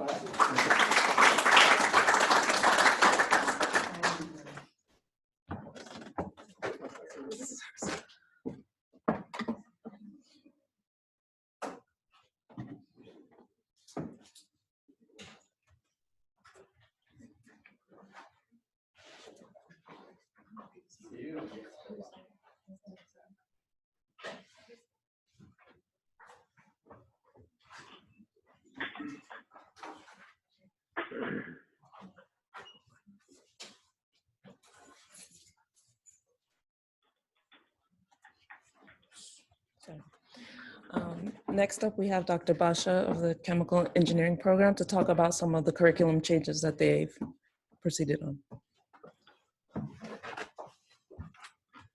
So hey everyone, I'm Omar Basha. I'm an assistant professor in the Chemical Engineering Program, and I'll just give you a quick update about some of the curriculum changes we've implemented the past 6 months or so.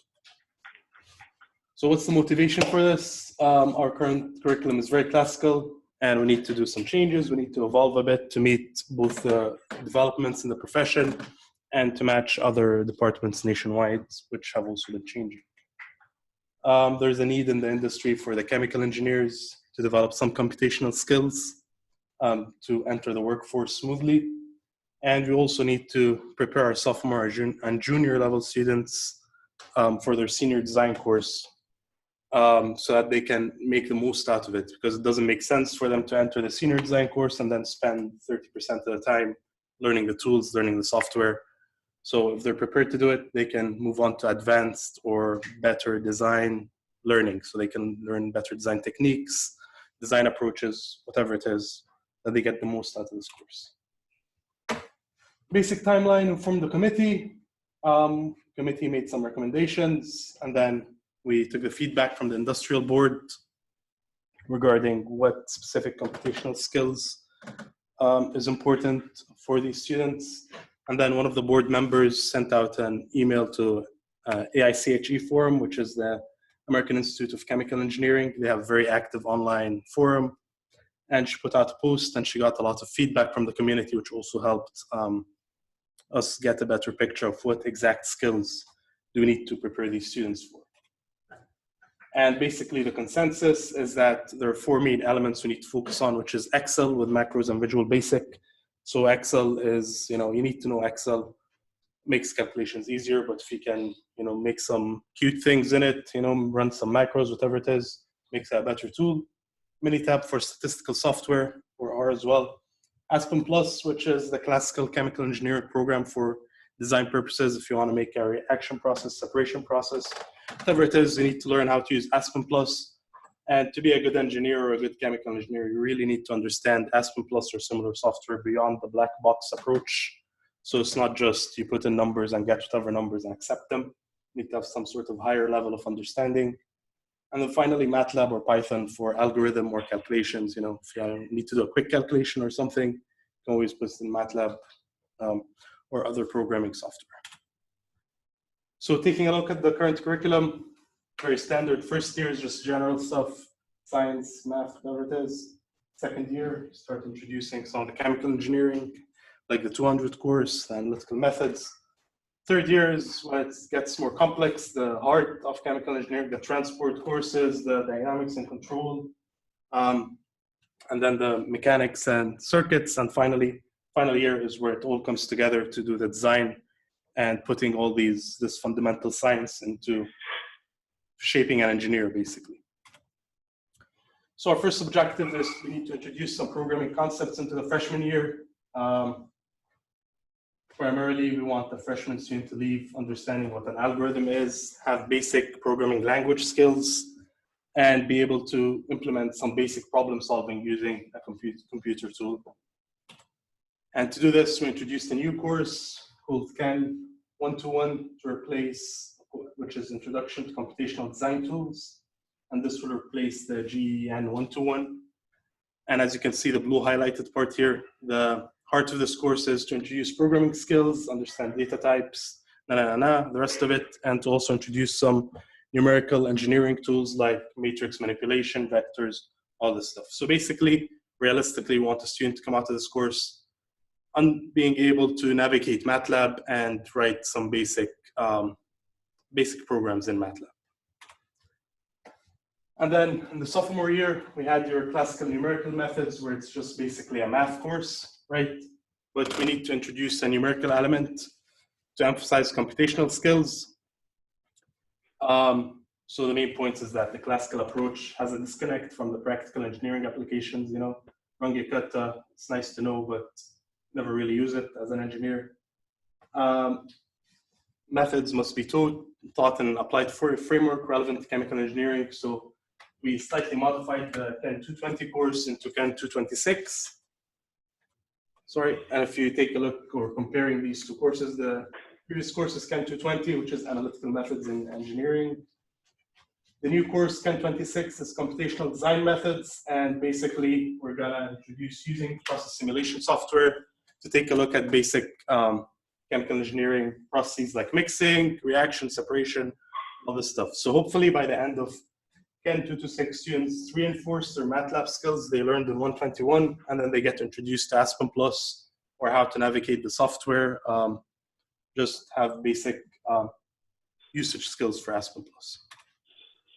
And also a new revised elective was introduced, which is CAN 441, computer-aided process design, and hopefully this will be an advanced course to teach the different computational methods, especially Aspen, how to integrate MATLAB and Aspen, and do some slightly advanced calculations and design activities.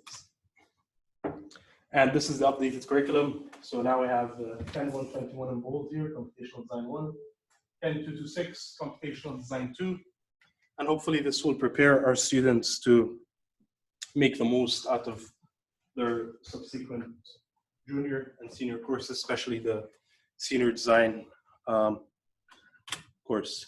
And that anticipated benefits, our undergraduates will be more marketable, better prepared to meet industrial needs. So now they have some practical computational skills. Our program will meet the national curriculum standards because almost every department out there is now moving to implement some computational design elements, and hopefully developing a better or computational culture in the department will enhance undergraduate research involvement, and this could hopefully spill over into the graduate program and give it a bit of a lift as well. Thank you very much. If you have any questions, please let me know. Yes. So you mentioned Python. Yes. I'm curious whether or not your industry board sort of suggested that Python be taught somewhere. I ask that only because feedback that MATLAB is expensive in the industry and Python has a lot of capabilities. Python was highly suggested, especially when the industrial board member put the question out in the forum. Because when you go out there and work, unless you work for a major company, you need to write the algorithm, you need to download Python. Just download the compiler, run it. So Python has been heavily recommended, basically. And now if you go online, YouTube is full of Python tutorials, all of these new quick course websites, I don't remember their names, whatever, they give you a mini course on Python. So it's an important skill to have. Yeah, just wondering for if you engineers. thought institutionally as to whether or not we should evolve towards Python programming as a base. I mean, it is a big step. You know, MATLAB still has a ring, you know, that's the issue. People are teaching Exactly. MATLAB. I'm teaching MATLAB. That's it. Really, that's the only issue. That's the only reason MATLAB is still, unless you're using it for advanced like controls or using some of their submodules, but if you're just using it for general programming, it and Python are interchangeable. Any other questions? Are they real different? I mean, from the So, operational so perspective? the reason it depends on your application. So if you're doing advanced applications, MATLAB does have some custom tools which make it very useful. Like for control systems, it has its control environment. For some biological applications, it has also a very advanced environment, which makes it easier for you to just get in there and not do all of the back programming, starting from scratch in Python. That's the difference. But for quick and dirty calculations, they're the same, right?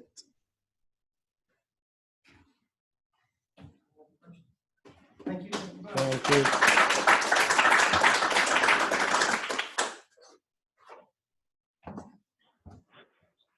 All right, so we're going to switch gears a little bit, and Dr. Walton is going to discuss some of the educational research that has been conducted based on the grant work.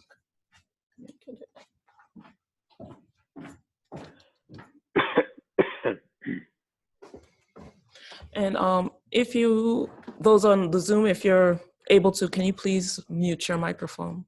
Thank you.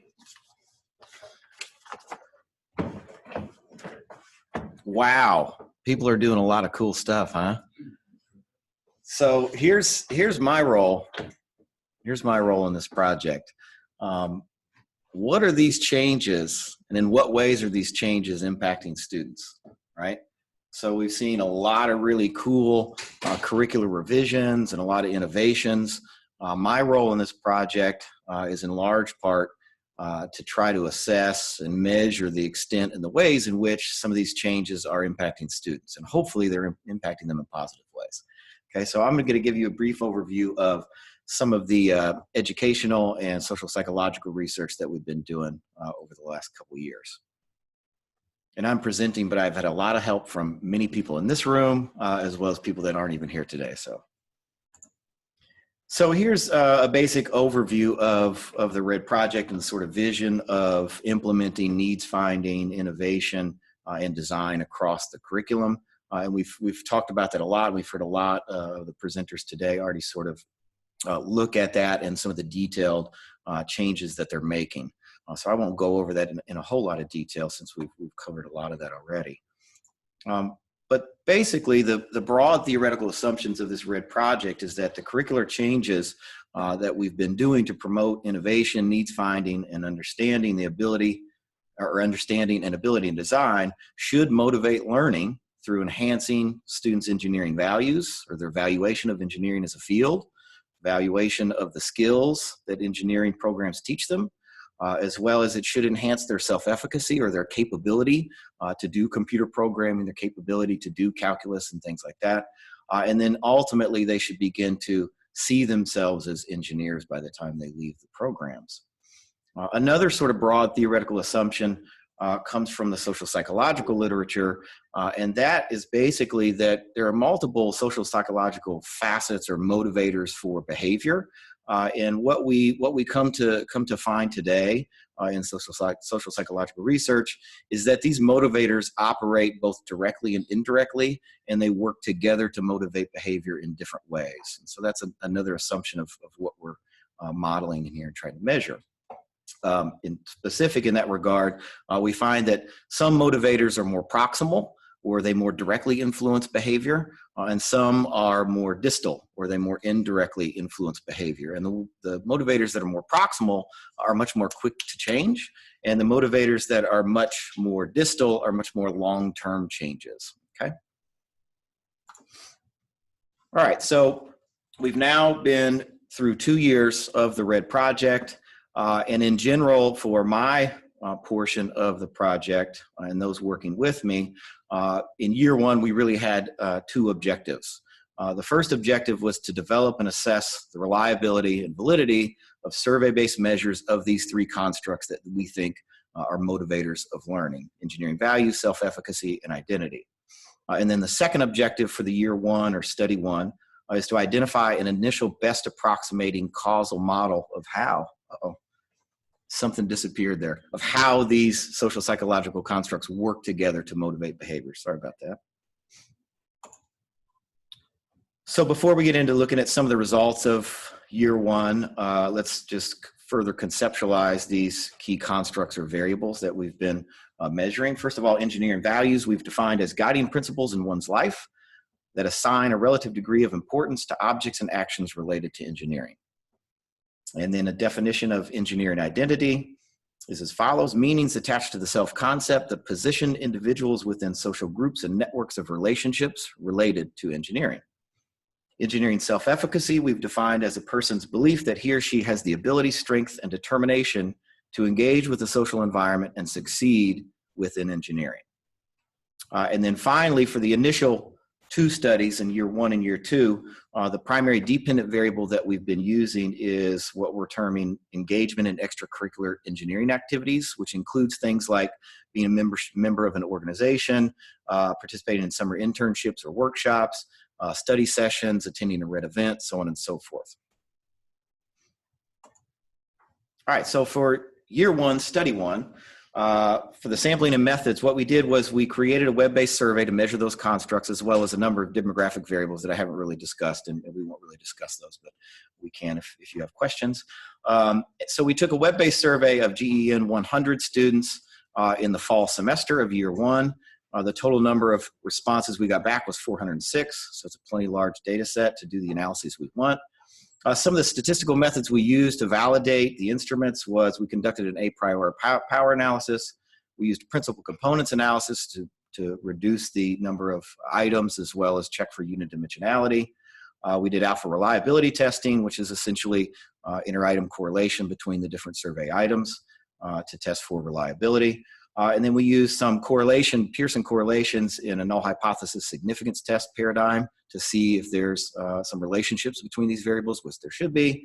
And then finally, we used an information-based multi-model comparison using structural equation modeling to find the most plausible model of how these variables work together.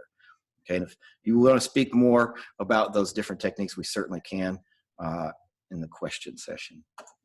All right, so results. Quick and dirty. This is year one, study one. Basically, for the engineering value scale, you see that the principal component analysis extracted a single component, which explained 54% of the variance across all the scale items, which is good and acceptable by social science conventions for sure. And an alpha reliability rating of 0.865, or coefficient of 0.865, which is again conventionally acceptable and really quite good. So that's an initial evidence that the value scale is both unidimensional and it's internally consistent. Likewise, with the engineering self-efficacy scale, which contains 6 items, the PCA extracted a single component explaining 58%, 59% of the total variance in all the items. Again, perfectly acceptable and quite good. On a reliability coefficient of 0.851, again, acceptable by social science standards and quite good. And then the engineering identity scale extracted 2 components, and the first component explained 47% of the total variance across the items, which is again acceptable, and we can claim with that percentage that measure is measuring a single construct. It did, however, extract a second component that explained 19% of the variance, which suggests there might be a little bit of dimensionality, and we will be investigating that in the future for sure. And then in terms of reliability, again, an acceptable alpha coefficient of 0.857. And then the engineering activities index is just a 6-item index of how many of these activities have you been engaged in. That's the dependent variable. Here's some evidence of the convergent validity. And what we mean by convergent validity is, are the things that we think should be positively related together or negatively related together, are they actually related? Okay, so the power analysis suggested that what we should do is we should we should not run correlations with the entire data set. Instead, we should use a sample size of around 260. So you'll see the ends across these different correlations vary depending on, if there was missing data and so on and so forth. And so most of them hover around that 250 or 240 mark. And what you see is let's just start with, for instance, the engineering identity scale. You see fairly weak correlations, but they're highly statistically significant. And we'll talk about the relative weakness of those correlations in just a second. And then also with the engineering self-efficacy scale, you see across the 8 subsamples that we took at the appropriate sample size, you see relatively weak, maybe weak to moderate correlations, again, still highly statistically significant. And then the engineering value scale, you only see 4 significant relationships found across those 8 subsamples of the appropriate size as determined by the power analysis. So some things to note. First of all, just because there's not a significant correlation, for instance, on some of these engineering values samples, doesn't necessarily mean that there's not a relationship. Again, recall when we initially described some of the assumptions that we're operating on, some of these social psychological constructs may directly influence engagement in engineering activities, or they may indirectly influence engagement in engineering activities. And a correlation analysis won't really determine if there's any indirect effects. It will only look at direct effects. So we see with self-efficacy and identity, there's definitely some direct effects. With the values, engineering values, maybe not so strong a direct effects. Some of the influence of values on engagement in engineering activities might actually be mediated by self-efficacy and identity. And then a second thing to note about the relatively small size of these correlations is that we're sampling freshmen in their fall semester. And the dependent variable that we're trying to find correlations to is engagement in engineering related activities. So there's relatively small amount of variability on that dependent variable. So there wouldn't likely be very strong relationships. Now, this last spring, we got to measure we got to collect some sophomore level data. And so what we expect is that over the next couple years, as we measure these constructs on sophomores, juniors, and then seniors, the relationships will likely get stronger, at least we hope they do. Okay, but nonetheless, still initial evidence of convergent validity amongst these scales. All right, so now on to the multi-model testing with structural equation modeling. So what we essentially did in the first year was we had a hypothesized model that you can see in this table labeled number 5 to the right, which modeled engineering values as a distal influence on engagement in engineering activities, and then engineering identity and self-efficacy as more proximal or direct influences on engagement in engineering activities. So that's the model we hypothesized, and we thought that that would sort of explain the data best. And to determine which model fit the data best, for lack of a better term at this point, we used Akaiki's information criterion and then Bayesian information criterion. And what we're looking for here is the lower number suggests that the model better approximates the data than models that have higher statistics. And so this was the best approximating model. And when we instead modeled alternative model 2, which pitted engineering identity as the distal influence on engineering activities and self-efficacy and values as the more proximal influences on engineering activities, you see we have a higher AIC, which suggests that doesn't fit the data quite as well. So in the initial year, this is what we think, this is how we think these social psychological motivators of engagement in engineering activities relate together, okay? All right, so then year 2, study 2, 2 similar objectives, but to sort of refine our results. Okay, so the initial objective for study 2, again, we're going to sample students in GE and 100 classes in their fall semester. And all we're doing in these first 2 years is really trying to develop and validate these measures, as well as identify the model that fits the best. So the research objectives for study 2 in year 2 was to assess the cross-sample reliability and validity of these scales. Do they still create good numbers, or does something happen to them? And then secondly, to further assess the range of causal models to confirm or refine the best approximating model of how they relate together that we found in year 1. So again, similar sampling and methods. We used a web-based survey of GE and 100 students. This year we got an N of 286. There were a couple of sections that we couldn't get a hold of, but that's okay. Shouldn't be a big issue. And then we used PCA, principal components analysis, again, to look at unit dimensionality, alpha reliability testing again, correlation tests, and then again, multi-model comparison. So what we found in this second set of data was that, again, the scales appear to be reliable, and they appear to be fairly valid. Okay, we have high percentage for each of the principal components, very high alpha reliability coefficients, suggesting again that they're reliable and they're very unidimensional. So that's a good thing. So at this point, I would argue that the scales are validated. It's not likely that they're going to change and not look unidimensional and not look internally consistent in other samples.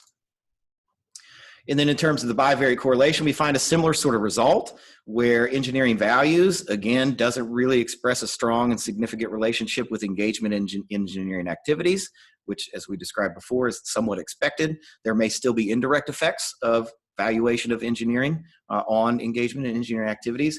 And on a side note, what we do see though is we see that engineering values are directly related to self-efficacy and engineering identity, and that's what we would expect. So we would turn to those correlations to argue that there's convergent validity between engineering values, self-efficacy, and identity. And then if we look at self-efficacy and identity, we do see some weak direct effects on engagement in engineering activities, and we see some really, really strong relationships, or at least, well, within social science, right? Strong. 0.4 is pretty high correlation in social science. Strong relationship between engineering identity and engineering self-efficacy. So again, initial evidence and some confirmation of convergent validity. All right, so then what we did this time, in the first year, we really, I was working with another researcher, and we really thought that there was a likelihood that values would be the most distal influence on engagement in engineering activities. And so we really only modeled three different types, or three different models that were really structured in the same way. Okay, the models in the year one had one exogenous variable, or one distal influence on engineering activities, and then two endogenous, or two proximal influences. And so this year, I decided to do a little bit something different. I decided to basically explore all combinations of how these things could be related together. So I created classifications of model. And here's model classification 1, where we have one exogenous variable and two endogenous, or distal drivers of behavior, and more proximal drivers of behavior. And so we would take, initially, we'd run three different models. The initial model would have values back here with identity and self-efficacy here, and then we would swap it out, and now we'd have identity here and values and self-efficacy here, and just rotate them all around, see which one approximated the data the best. So that's model classification 1. Model classification 2, a similar structure, except now we've created a relationship between those two endogenous variables.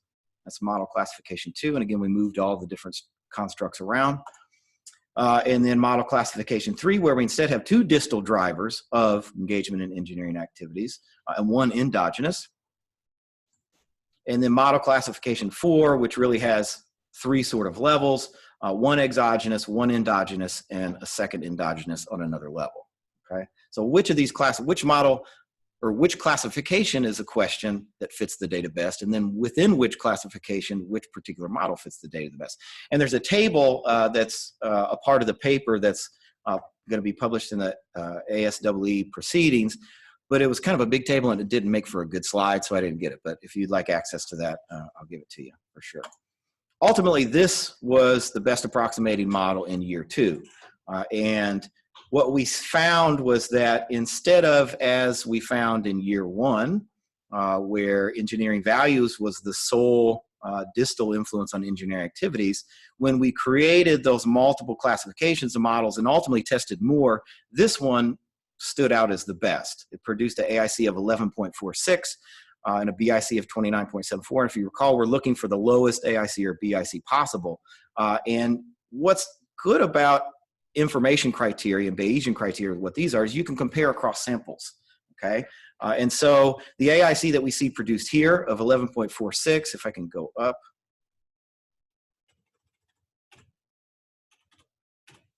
Oops, sorry. Is lower than the AIC that was produced in year 1. So it suggests that, in fact, the best approximating model in year 2, oops, is likely the model that fits the data the best. Question. Yep. This was a model you did not run on year 1 data, correct? Correct. Correct. Can you still go back and Yep. You anticipated. Okay. So future directions, study 3. First of all, reassess the best approximating model from year 1. go ahead and run all those model classifications and see if in fact it is that model. I get a hunch that there is, and in fact, I won't say names, but I kind of hypothesized that this was the way it would work out last year anyway, but we didn't test it. That's okay. So I'm thinking that that's what we'll find when we reassess the data. And then a second thing that we're going to do, we gather data. We have data currently from the spring semester, the sophomore year. We have about 185 responses. And what we did was we went into some of the red reformulated courses and measured these constructs in those courses. And we also went into some of the courses that were not engaged in these curricular revisions and redesigns. And so what we'll be able to do here is, again, further cross-validate the scales. We'll also be able to identify, using the sophomore level data, the best approximating model. And then we'll also, for purposes of testing whether this curricular modifications, whether these curricular modifications are actually working, we'll be able to test for differences between students' values and identities and self-efficacy in the red courses versus the non-red courses. So that's an exciting thing that I'll probably get to later this summer and then into the fall. So lastly, thank you to all the red team members and all the engineering faculty. I'm the annoying guy who's like, I want to come survey your students. I want to come survey your students. So I appreciate everybody who's helped out with that. And as well as the rest of the red team that's been helping me. And now I'll take comments or questions or critiques. Okay, cool. Yes. So there's a lot here, so I'm trying to digest it all. So there's a group of students that you analyzed who had not gone through this red revision, and a group that has. I mean, how do you sort of separate out those two groups? Yeah, so the sophomore level data that we gathered this spring, okay, we ultimately targeted the gateway courses. I forget who referred to the gateway courses, but we targeted the gateway courses in the courses that had been reformulated, the curriculum had been changed based on design and needs finding, as well as then gateway courses in other major or other engineering schools that had not been engaged in these processes. So that'll allow us to look at a little bit of comparison. It's not as rigorous as a controlled matched experimental design, but that's what we're shooting for in the spring of next year, which will give the people who are changing their curriculum some time to perfect what they're doing, and then we may be able to see some real results. If we did, Dr. Nicely was kind of pushing me to, hey, let's do that controlled experimental design. And from everything I've looked at in terms of NSF recommendations, as well as just evaluation research in general, you really don't want to do a study like that first thing out the gates if you've made some change. You want to make sure you iron out all the kinks and get it right, and then you can test to see if you see those differences. Not that he wasn't pushing me that hard, but he was excited, we'll say. He was excited to do that controlled experimental design. We got the grant, we didn't have it. And we didn't have a comparison. And then we went to the, after a year or so, we went to the first annual meeting, I guess it was. And there was there's a national meeting of all the red projects. There's like 18, 19 red projects in the country. And they meet one time a year together. And at that meeting, there was a session on asking the question, how will we know if the things we're doing are having an effect? Right. And it's like asking the question, well, students are going to learn. They're going to come out of school knowing more than we started, right? That's what school does. But maybe that would happen anyway if we've done nothing. So how do we know? So the idea of a comparison group sort of became pretty important.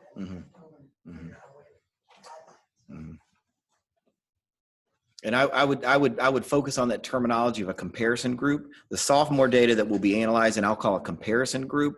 Next year, in the third year, we'll call that a quasi-experimental control group. We'll be at that level at that point. Thank you. All right.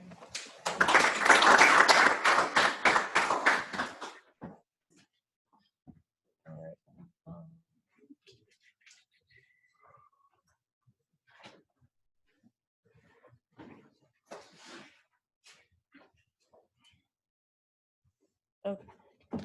So next up on our agenda is our Red Design Fellows. And I'm just going to speak a little bit about some of the work that we did this summer. So the purpose of the Red Design Fellows program is to provide a 5-week intensive kind of training in terms of engineering design. So they get to look at various needs and problems and get some understanding about that. So they look at needs, problems, trying to assess the need, trying to find out any kind of issues or problems that could be explored in terms of determining a needs statement. Then they get, using some background research and information that they find out, they get to brainstorm some potential solutions to some of those problems and those needs. And then use some objective analysis techniques to try and narrow down a solution that best fits their scenario. And then they also have to consider some ways to possibly implement their potential solutions. So they're split into 2 groups, 2 teams. They each got a problem brief from a different technical partner. One of our technical partners is here from DJO Global, Mr. Chris Harrington, and the other group worked with Texas Instruments. Apart from them working on their projects, which they're going to present to you shortly, they also received some professional development skills and expertise from 2 of our teaching assistants, Alexandra Hawk and Jem Amuno. And they taught them different professional development skills such as interview skills, resume building, and using social media to enhance their academic profile. Excuse me.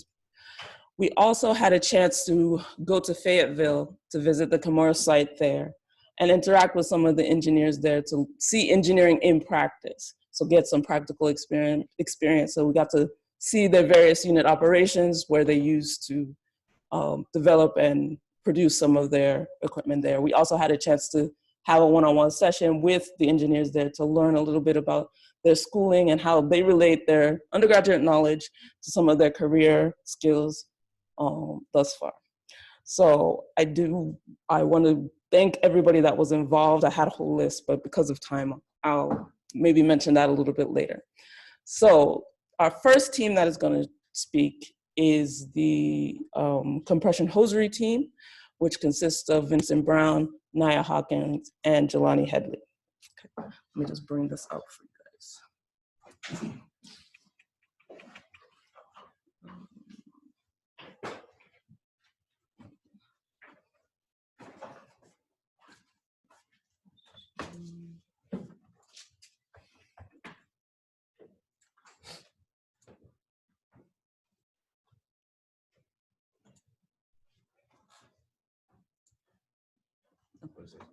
Is it afternoon or good evening or trying to find the right, I guess, intro or anything like that. But I know we've been here since 8, so we know what time it is, stuff like that. So first, I'd like to introduce myself. My name is Vincent Brown Jr. I'm a rising senior dual degree biomedical student, biomedical engineering student. I'm a transfer from Morehouse College here in North Carolina A&T. My partners. Hello, my name is Nia Hawkins. I am a rising junior here at North Carolina A&T, and I'm a biological engineering major student. I'm Jelani Headley, and I am a rising junior bioengineering student here at North Carolina A&T. And this is our compression hosiery prototype kind of demonstration that we've done, that we got to do during the Red Design Fellowship. So first we're going to talk about is the engineering design process and exactly what it was and what we did with it. And so basically we start off with like the engineering design process. So first we start off with the need statement, with a need assessment. And the need assessment is really just using why do we need a solution? Like what's out there, what's the problem? And then like from there we go into the problem formulation. And that really is just to like really narrow down what the problem is. Like, 'cause you can say a problem, but then like you need to do a little bit more specific about it. And then so the abstract and synthesis, that's really just basically just throwing out a whole bunch of different ideas, brainstorming with like a bunch of different solutions that can go in there. And then the analysis of alternatives is really you narrow down your ideas. So you probably narrow it down to like maybe 2 or 3 ideas from there, and then implementation is really just how to All right, so now that we come up with our final design, how do we get it out into the public? How do we, get it to the consumer? So our needs statement basically, as before, is asking us what do we need to accomplish, what do we need to achieve. And basically for us, we were trying to form a line of compression hosiery. And basically for that compression hosiery to satisfy the needs required by DJ Global as well as Direct Design. Okay, so our problem statement was basically when we were working with DJ Global is that how can we make the specialized commodity more valuable? So we said that they could be treated with CBD oil, capsaicin, or smart fabric. Which one would work the best? Okay, so our design objectives. So when we originally started the program, we probably spent about 2 weeks going over different design, different engineering topics and things like that. Bless you. And so right around the 3rd week, we actually received our problem statement or our actual design, our projects that we actually work on. And it was kind of split up in 2 folds. Where other companies were kind of doing similar research that DJO Global were trying to do, such as the CBD oil and capsaicin. Who else was out there trying to actually work on this product? And then the next was, how could we, if we did formulate some type of prototype or product, how could we actually bring more value to it with using any one of those these innovations, the capsaicin, the CBD oil, or the smart fabric itself? Or is this actually beneficial, or is it just something we like jumping on the wave or type thing? So a little bit of background, exactly the background of why we're working on this, what we're actually doing with it as well.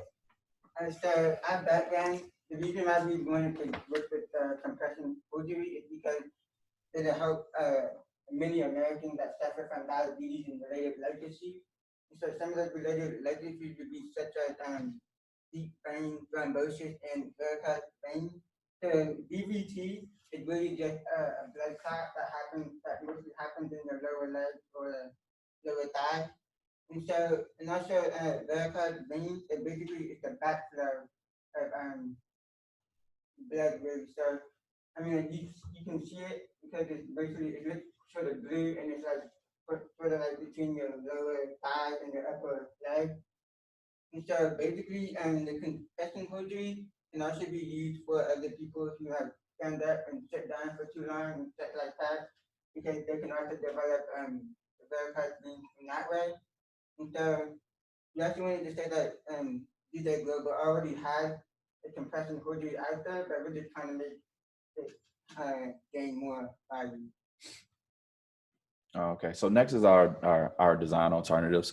As my partners explained the engineering process, we eventually got down to a portion where we kind of finalized our ideas and what exactly we kind of wanted to work on, our pros and cons of each idea and so forth. So for our first design alternative, we were given the option of doing CBD fabric. Now, CBD actually in the body actually mimics something called the cannabidiol system in our body, and it helps to regulate the brain neurons. And so when you put, for example, CBD oil into clothing as what we would want to do, then it would actually help to smoothen the skin and improve skin and reduce signs of aging. Hemp using as CBD into a form of fabric would also be something beneficial, but it's more necessarily around antimicrobial properties more so than helping to smooth out the skin. The problem with making a CBD fabric where the CBD would be infused is that it would take not only past the time that we would have to create, but also we have limited resources in creating something like this. Our next design alternative is capsaicin fabric. And capsaicin basically is the main ingredient in a chili pepper that makes it hot. But not only does it make it hot, but it also helps to block pain impulses in the body and your nerve system. So when you infuse this, for example, in fabric, it would act by blocking the pain neurons in your body and allowing your body to heal and you to go on for your daily life. The problem with building capsaicin as well would be the time constraints and the criteria and the amount that it would take for us to build it and what it would take for us to instead of final design alternative, but to use smart fabric. And like smart fabric is really just the integration of electronics into your clothing. So there are already a lot of different types of smart fabric already out there, and a lot of those take like physiological changes in the body. So they already check heart rate, breathing rate, stuff like that. And so the one for diabetics that's already out there is really like the same thing, but this one detects inflammation in your feet by the temperature. Next is our decision matrix.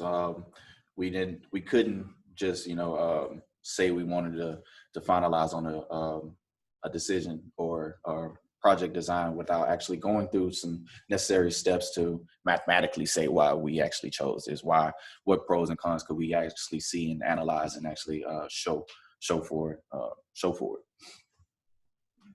So our decision matrix is basically a mathematical scale of comparison of all of the different design alternatives. In the end, we decided to go with the smart fabric because it scored the highest. Now, how does the decision matrix work?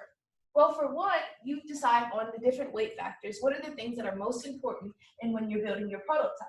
For us, we decided that flexibility, upkeep, market, durability, build time, size, ease of use, and aesthetics were most important. So then we decided to rank them on a scale of 1 to 10 comparison, which of these are most important to us. And so we decided that flexibility, upkeep, and market and durability were of the most important to us in comparison to you say aesthetics, which had the least importance. And so what we do is that we would rank it on a scale of 1 to 10. We decided that flexibility, for example, importance is a 1 out of 10 for us. But our aesthetics, how it looks, would be more so the importance of a 3 out of 10. Then we would decide and go to our different design alternatives. And then we would rank them on a scale of 1 to 10 in comparison to the weight factors. So for capsation, for the flexibility, if we wanted to use it as a prototype, or as a design, we knew that it would be able to score 10 out of 10 in flexibility. And so we will multiply the 10 out of 10 in flexibility of importance with the 10 out of 10 score that capsation received for the flexibility, and we get our 100 score. Or for something with lesser value, we'd say that for the CBD fabric, for example, we said that aesthetics for importance is about a 3 out of 10 for us. And for the CBD fabric, that's necessarily about what? If it's 3 out of 10. And so then we decided to rank the CBD, and we decided to rank it, okay, so how important is it to us on a scale of 1 to 10? And when we multiplied that number, we got 15. When you add up all of the numbers, they total out to the side, and whichever has the most amount is the one that's most useful for the prototype. And we found that with the smart fabric, its flexibility, upkeep, market, durability, build time, size, and the rest actually ranked higher than all of them. Next is our go versus no-go analysis. Although we made our decision and what we said we would talk about, we kind of had to go through some pros and cons of exactly what we were about to deal with, what we were actually about to go through. So here's a brief summary of exactly what we had to go through. So first we kind of looked at alternatives of what we were facing with the market and things like that. So Fitbit, Apple Watches, and things of that nature. So what Jelani had said in the beginning about other smart devices out showing already physiological things such as heart rate, temperature, and things of that nature. We kind of didn't want to create something or attempt to create something that was trying to replace those things. We're trying to have something that can benefit you through daily life, actually make it easier. I know standing up can get tiresome or things of that nature. We weren't trying to replace anything.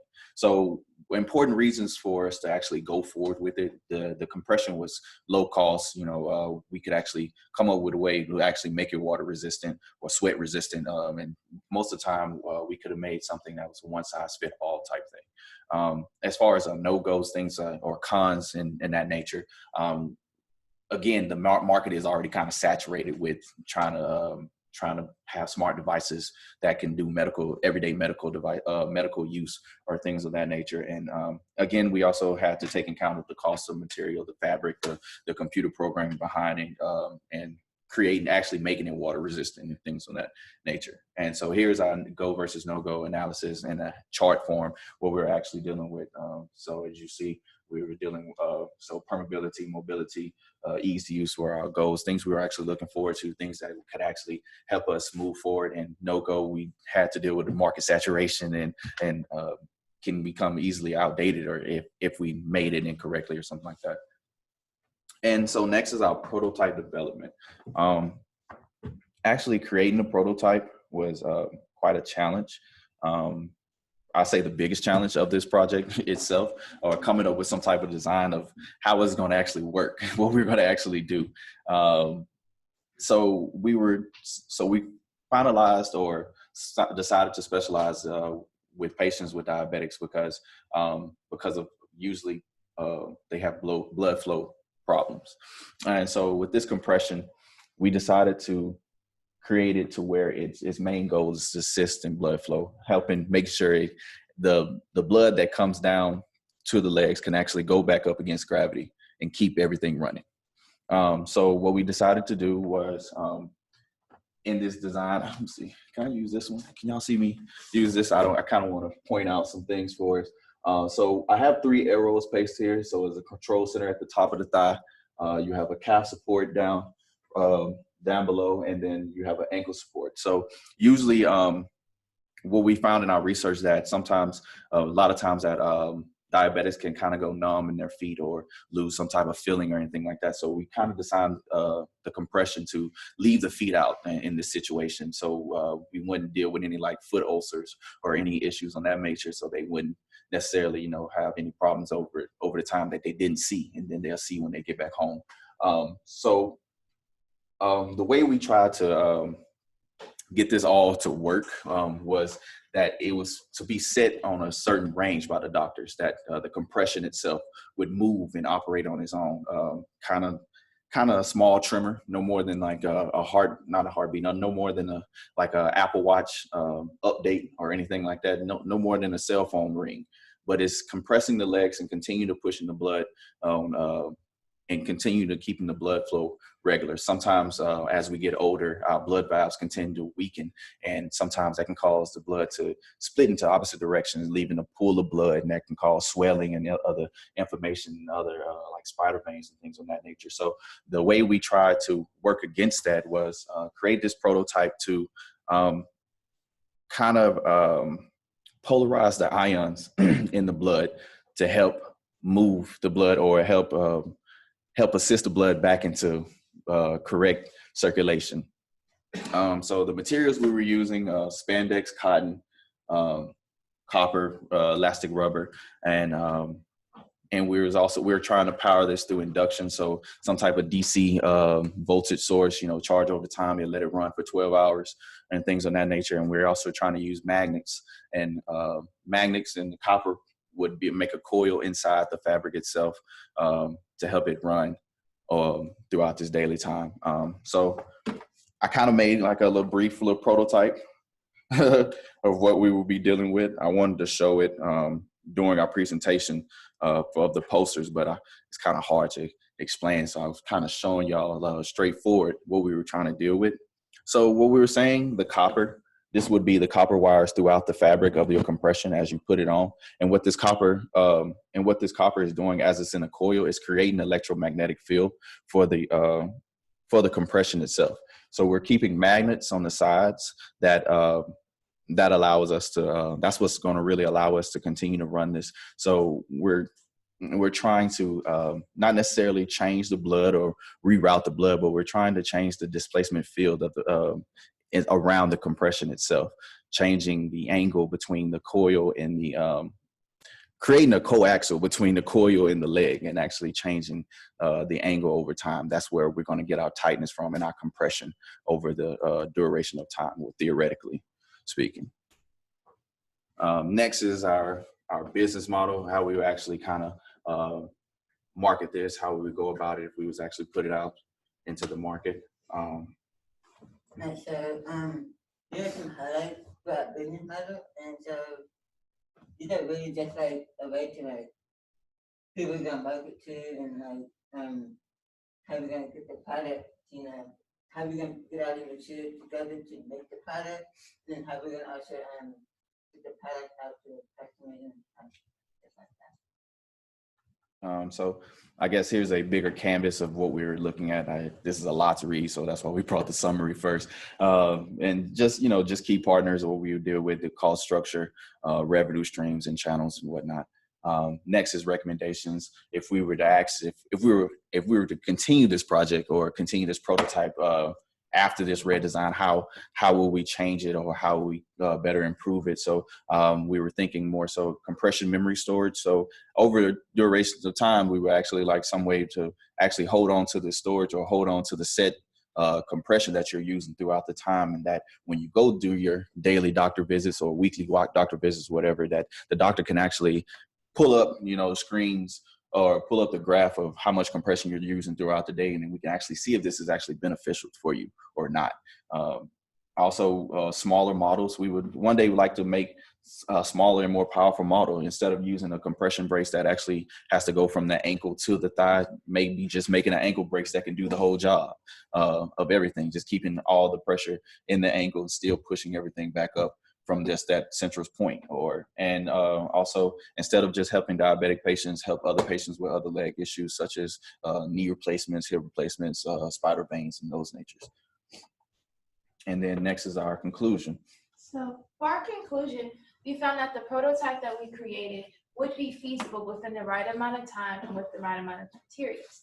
But unfortunately, it's not what we found, that with the prototype that we did, that it satisfies the needs of the DJ and global criteria as well as the Rec Design Fellowship. And then finally, acknowledgements. We would just like to thank everyone who helped with us, guide us through this design process through this summer. Like to thank our advisors, Dr. Monye, Dr. Nasir, Dr. Kelly, Dr. Gamble for helping us as well. And then our mentors, Alexandria and Jim, and then as well as our DJO Global mentor, Mr. Chris Harrington as well. Any questions? Did you identify the constraints that impact this project? Yes. It's listed in the PowerPoint presentation. Oh, okay, really? Oh, no, not this one. So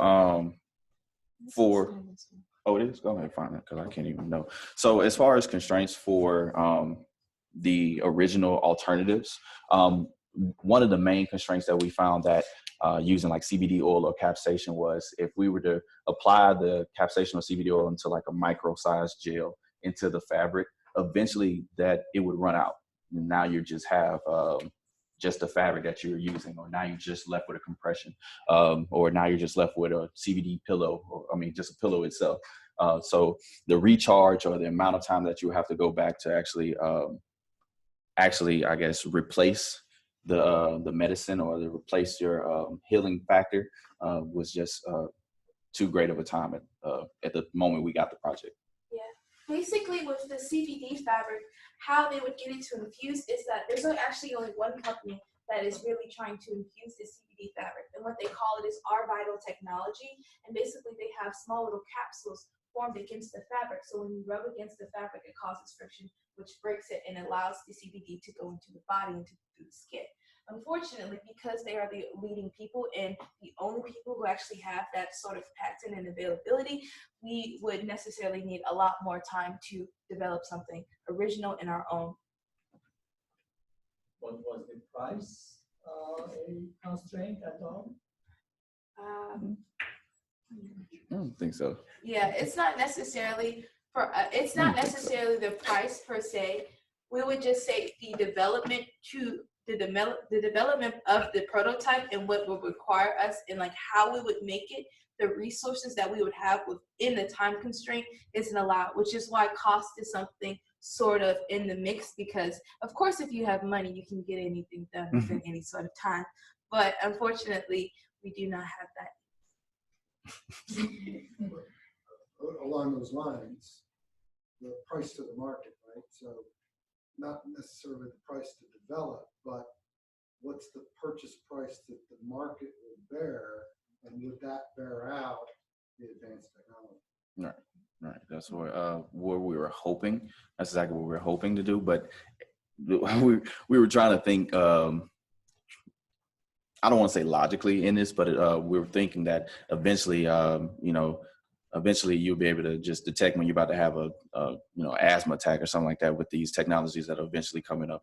That's what we're thinking, trying to be innovative or anything like that. With this, we're hoping that it would kind of wipe out because it's such a health benefit, there's a lot of people who have to sit down, a lot of elderly people who have to sit down over time, can't stand up for a long time. And we're hoping that the market that we choose to attract to will actually, kind of do the job for us and its returns and things of that nature. Excuse me. And we would probably, for like the price of the actual device, would probably be around in the hundreds range or so within like the first form of creating it. How do you know if it works? Did you go through any design iterations? Not necessarily. Yeah, not necessarily. Dr. Gamble could really help assisted us in going over the math behind it. So I can probably explain to you mathematically that it probably could work, using junctions such as Gauss's law, especially Gauss's law in this whole factor. We tried to take into account when using like the sensors or the magnets in this case, like that we wanted them, especially like wanted the magnets perpendicular or anything like that. We wouldn't want the magnets to shoot the sensors or take out the sensors, otherwise they don't work anymore like that. Or making sure that the electric potential or the electric susceptibility inside the clothing could actually maintain its use. I have a question. So you have magnets, and I'm assuming you have some type of quadruple array, right? They're all perpendicular. You mentioned that you don't want the magnets to interfere with the actual sensory of the smart fabric. So are you considering the type of magnet that you would have, whether it's paramagnetic, diamagnetic, or ferromagnetic material? No, actually, I think that's something that will come with the research or more research actually, because I wanted with the electrical susceptibility. We also haven't found like ionic tolerance within the legs. So I personally can't give you the voltage amount for this model just yet. And that's why I think that will come along the line with the once we find like which magnet we could actually use, what strength we need to use, or but I'm assuming off rip that it would be no more than than a cell phone battery, no more voltage than a cell phone or anything like that. And with trial and error as well, and with additional background research, we know for a fact that the amount of energy and what we would start to form wouldn't actually cause any type of safety problems within the use of the prototype. Thank you all for your. I was just going to say, there's some recent development with flexible circuitry.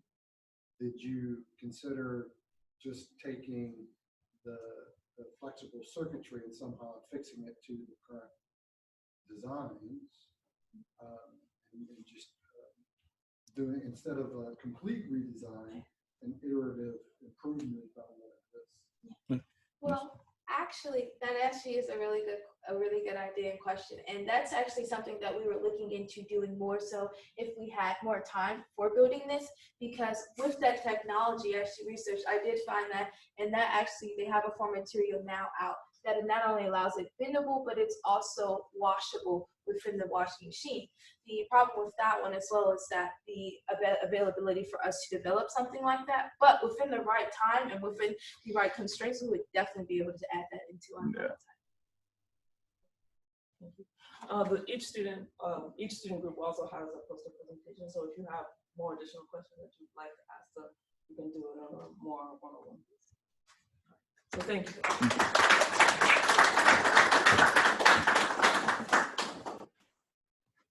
All right.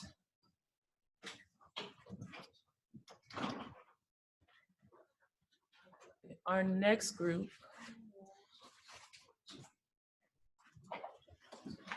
is going to talk about their mini golf engineering adventure, and they consist of Jada Barclay, Alexandria Irish, and Seth Kern.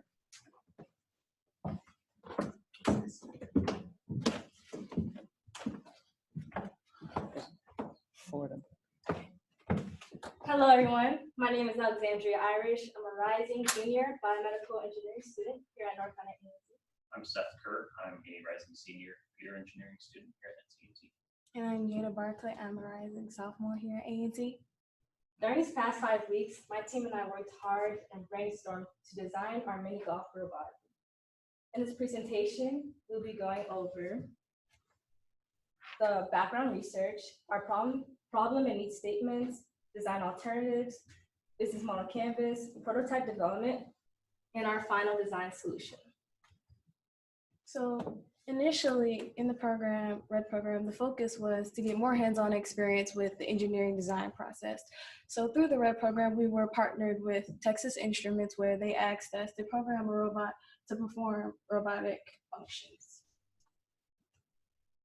So before we get into anything else, we'll talk about what is the design process. The design process is basically these 5 key things where you need to establish a need for a solution. You need to formulate a problem in the form of design goals, while also you need to create and develop concepts and approaches for the problem as well. After that, you will create design alternatives where you will evaluate and compare them, and lastly, you will create your final design solution.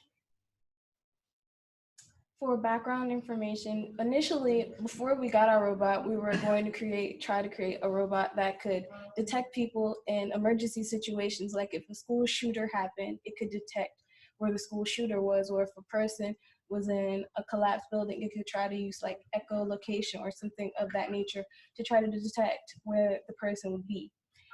Though due to the constraints of the robot size and time, we couldn't really go with the idea, so we focused more towards the toy market as it was more viable, while also with the estimated value of the toy market towards 2026 being $69 billion, it was more profitable, while also it was more marketable, and it was more room for improvement in the toy market as well.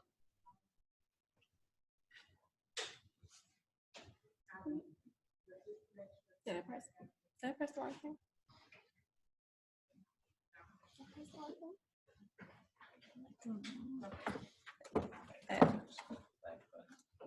Okay.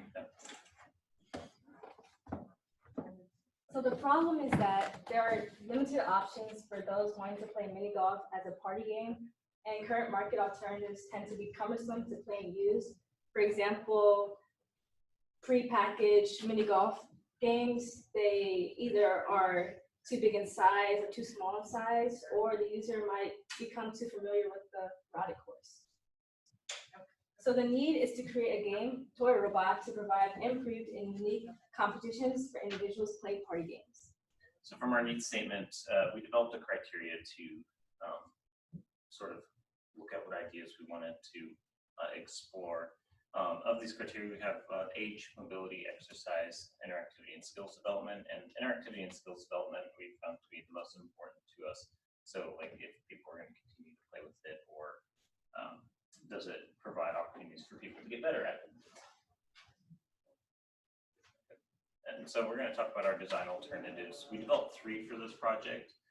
Just because of the time constraints, we wanted to be able to get through the entire engineering design process. So first we start out with the hide and seek bot. If you're familiar with hide and seek, it's a game where one person covers their eyes and counts typically to 10, and others go and hide. There's a lot of potential for skills development, like inductive reasoning, which is one of the big hallmarks of this game that makes it really fun. That there's always a challenge. Though it is highly interactive, the biggest issues we've had with it was it's very restricted in age. Typically young children play it, so we're not able to market it to a larger group of people. And the lack of mobility too. The size of the robot became a big constraint for us.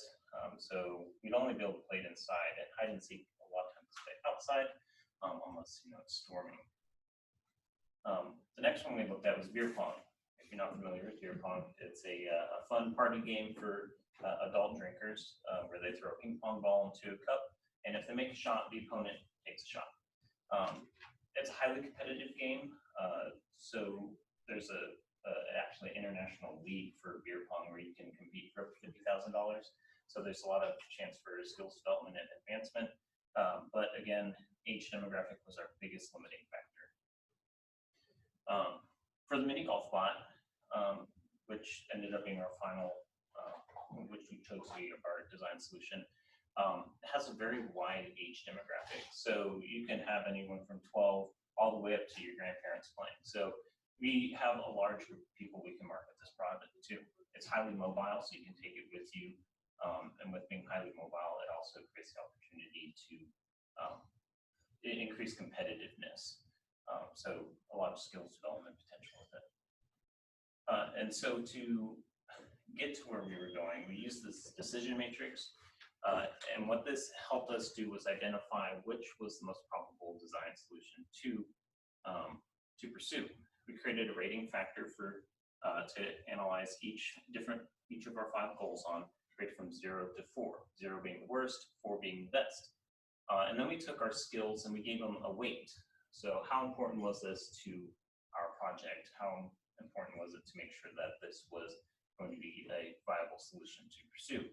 We gave interactivity rating of 25, the highest possible.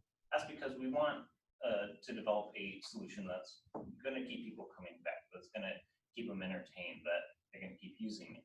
And we gave exercise a 5 because even though some games like sports games like football and rugby are very exercise intensive and people play them partially for that, these solutions, it was not really important. So we gave it a rating of 5. And so we multiplied the rating factor by the weight for each of our ideas.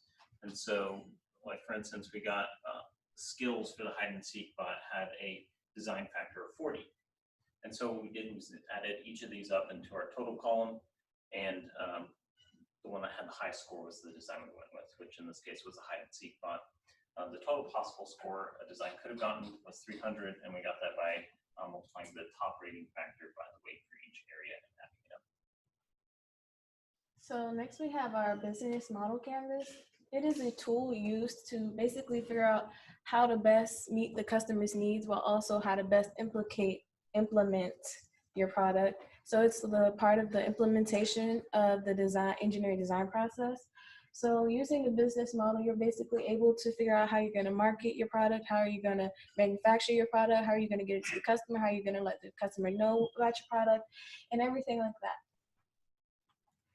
So the highlights of our business model canvas, our product offers a customized course path, the ease of use, convenience, the cost structure is broken down by the employee payroll, legal settlements, warranty plans, manufacturing, marketing, ads, technology development, and R&D.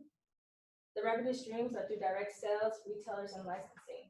And overall, the highlights we chose from our business model canvas were the value proposition, the cost structure, and the revenue streams. So we're going to talk about the prototype development. There's a few steps that we took when approaching our prototype. The first we're going to talk about is our prototype sketch.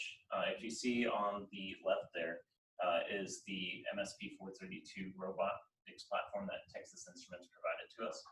From there, I took a side profile picture and a top profile picture of the robot and created a digital sketch of what we were hoping our final design to look like.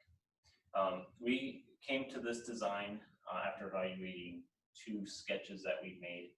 One where the golf ball was, or the hole for the golf ball was trailing behind, so it would have been back here, or one where it was actually on top of the chassis. And we ended up going with one on top of the chassis just because we wanted to preserve the mobility of the game. So next we went into the 3D design process. We got the help of Austin George. He's a computer engineering student here, but he's also a 3D design engineer for New Media Solutions in Raleigh. And he helped us transfer our design into a 3D printable object. So you can see it here in these 2 images, what our concept looked like before 3D printing. For the sake of time, we included the ramp in the design. We were originally going to have it removable. And then in these 2 pictures here, you can see it from during the 3D printing process and then afterwards when we removed all the support material. And then our final design solution, we have 2 parts to this. First, we're going to talk about the final design and some of the internal circuitry. So we had to code this platform, and it uses an Arduino style C-based or embedded C programming. And from there, we would regulate the functions of the robot with the continuous loop. So as long as the robot was running, we'd be able to perform these functions. Of those, we needed it to follow a line, so a course that the user developed.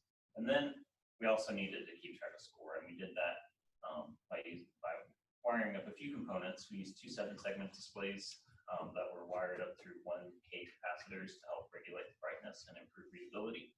And then we also used a Adafruit force sensor resistor, which we used. It has a very narrow threshold of about 0.5 newtons to 2.5 newtons, which is within the range of force that a golf ball exerts when it enters the hole. So our mini golf box will include 3 main sensors: the bumper sensor, line sensor, and force sensor. The bumper sensor allows the robot to detect when the wall is present. The line sensor allows the robot to thread a customized course that the user lays down. And the force sensor allows the robot to know when the ball rolls into the hole. It includes a golf ball and a putter, and the 2 7-segment displays to project the user score once it hits the force sensor. This is a video demonstration of our robot. And for the sake of this, when we turn it on, the first thing that it does is it follows the line. In this particular case, we programmed the robot to travel for a specific period of time, around 8.7 seconds. From there, it stops and initializes the next function, which is a scorekeeping function. And once the user makes a hole, it increments the score by 1.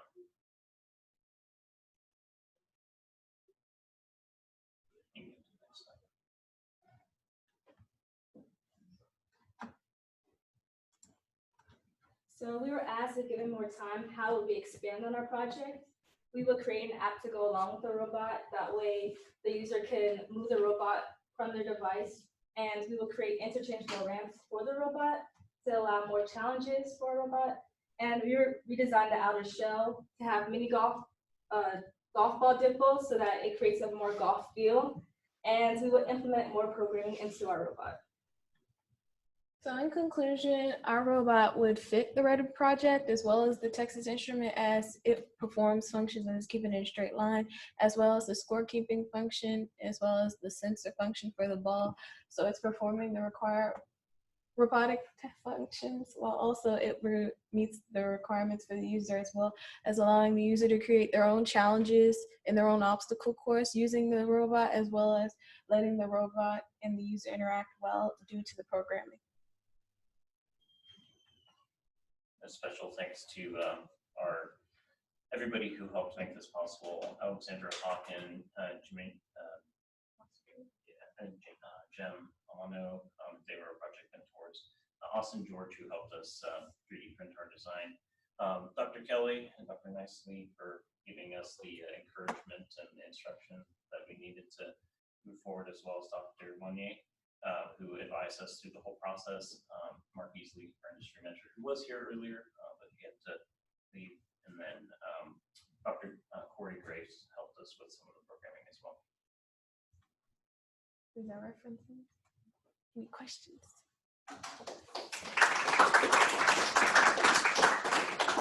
That video you shared, that was the actual prototype? Yes. It's outside. It's outside. Oh, it is? Yeah. I was gonna ask you. All right, so on the go, no go, at this point, you know, I have a prototype that seems to do something, seems to work a little bit. Are you gonna make a product? What do you wanna do next? I'm not really sure where we want to go with it. But I mean, it's definitely something that could be turned into a highly marketable product. I jokingly put on Twitter that I was investors could send me messages, and I posted a video at Super. But you know, given the potential of it, it is something that if we desired to, we could you know, pursue it outside of the RED program. Yes. What was the thought process about doing sort of a line following? The idea to sort of create some more complicated set of lines in some room, or why not just have it sort of randomly orient itself? relative to the putter? So the idea with using the line sensor was it gives the user a lot of control over the difficulty of the course, which is something you don't necessarily get from other mini golf solutions like going to a mini golf course. It's predetermined for you. So the line sensor and in future developments, the bumper sensor allow the user to create a more obstacle-driven and challenging experience for them to build their skills and improve the competitiveness. So if I were to put this somewhere, would I lay out the line? Is that the way it would work? Yeah. And then in the future with the app development, we'd like to be able to allow the user to map their house and like using the camera, and then be able to have it go to a specific point in the house for them. Yes. Have you had any thoughts about combining the golf ball with the beer pong? I have a serious question. So on the decision matrix, when you give those different criteria a ranking, is that something that the team sort of does together? Do you do it separately and then sort of average the rankings, or how did you handle that? So we actually did it as a team. We on the whiteboard in the room, we went through each item and we identified sort of like what were like positives and negatives about each design. And then after we went through each design, we identified which items were congruent between each of the designs, and we chose those as the design goals. And on each one, we then talked about when approaching these games, these toys, what was most important for those specific games, and then we ranked it that way. How expensive is it? We're expecting it in full production and into retail to be less than $200. It's cheaper than going to a mini golf court and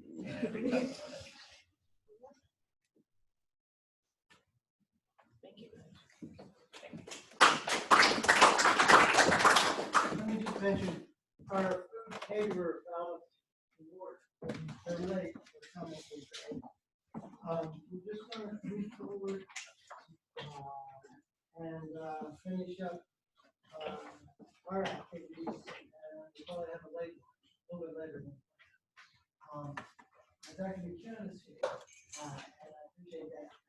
I hope we're talking about the university's new initiative regarding entrepreneurship. So, unless is there anything else right now? No. So, why don't we just go right ahead? That works very well for me. And by the way, I think there's still some There's juice still here and some coffee here. refreshment. If your stomachs are growling, etc. I didn't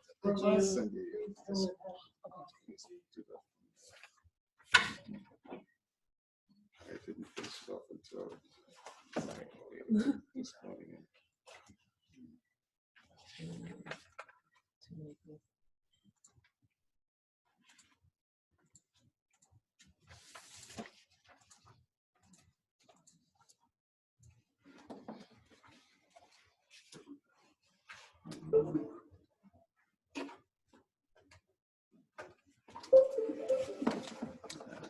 Let's see.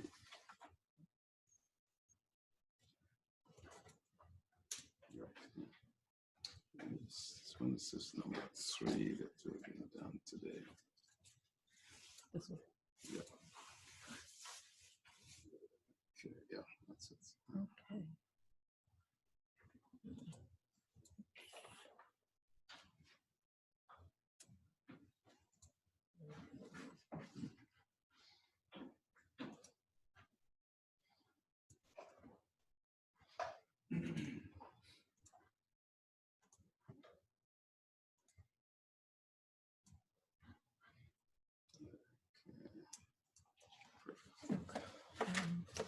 This should be working, so shorten.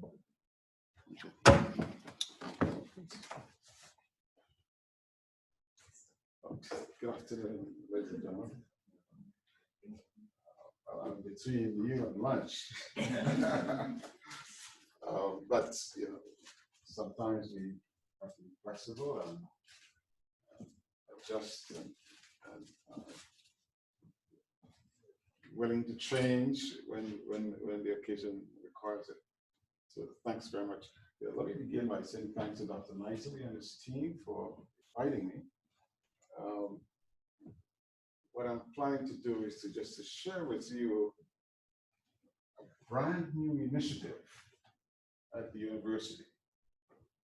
You would have heard the announcement earlier this semester. The Chancellor announced the establishment of 3 centers of excellence, one in cybersecurity, one in advanced manufacturing, and one in entrepreneurship and innovation. So since I was working in that space before, I was asked to be the interim director. So we're in the process of doing the position announcement and hiring a director for entrepreneurship, and similarly for cybersecurity and advanced manufacturing. And the name says it all, Center of Excellence. So we're looking for real top quality, very prominent scholars to lead these centers.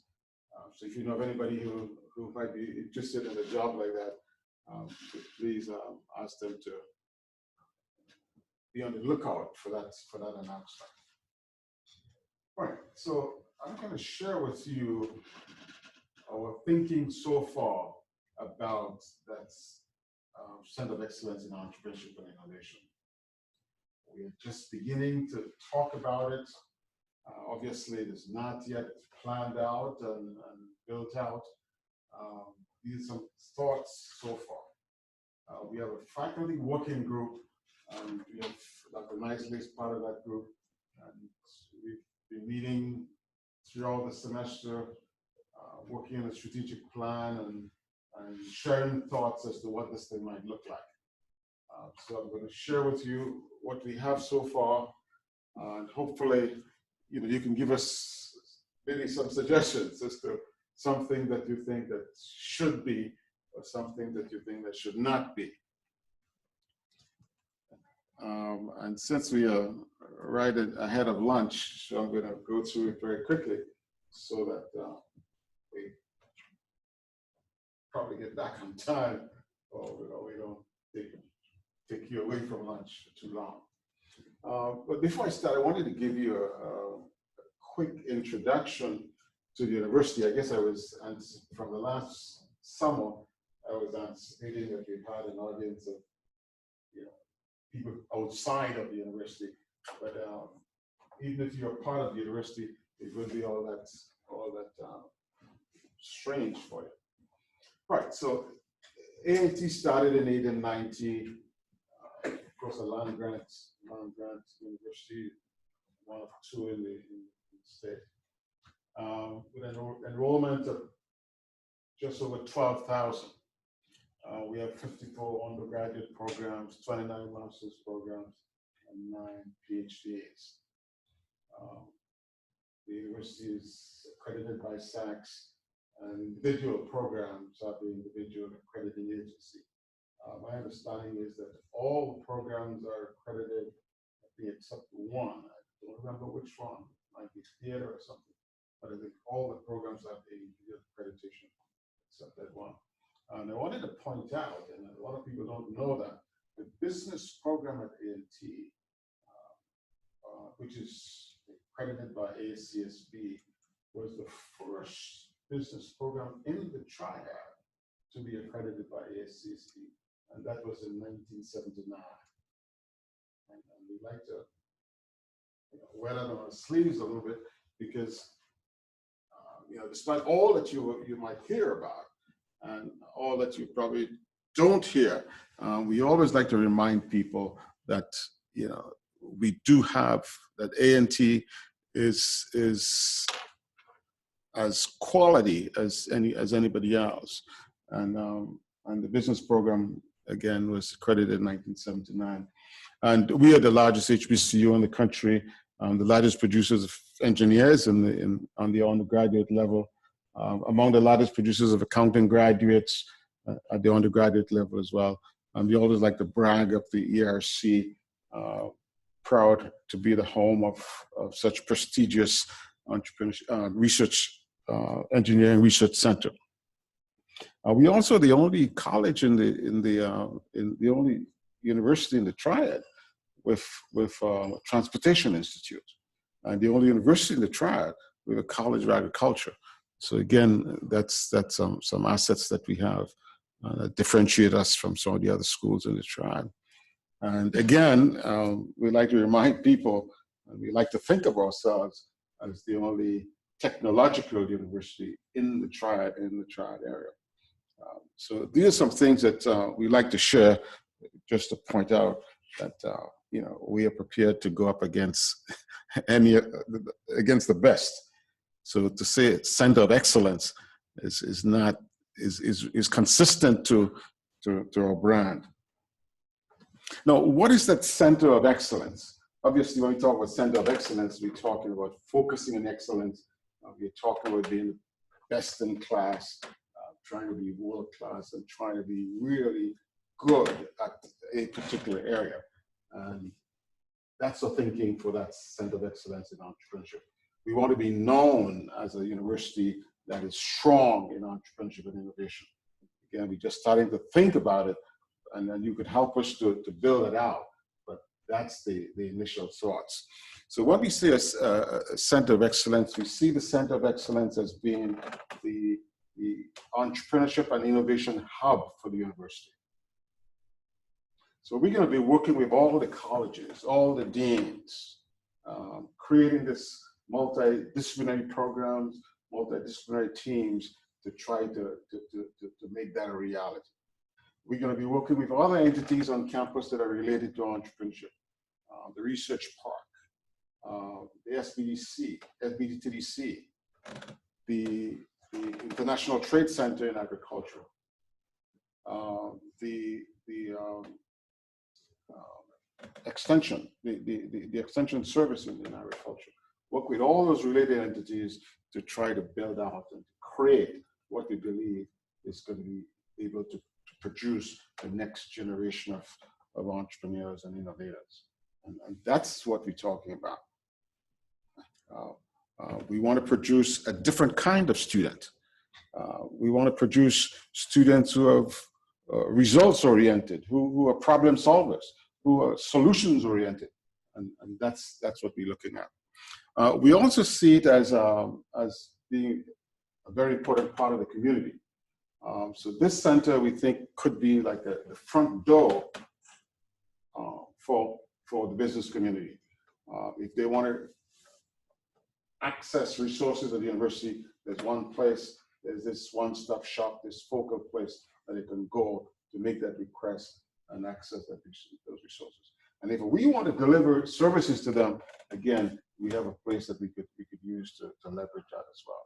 So again, when we talk about the center, we're talking about this hub, and that's where the action is, and everybody working together to make that happen.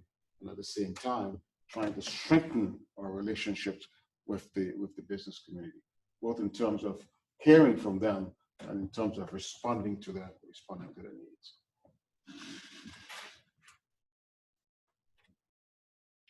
Now, the goals, again, and those goals have been outlined by the Chancellor.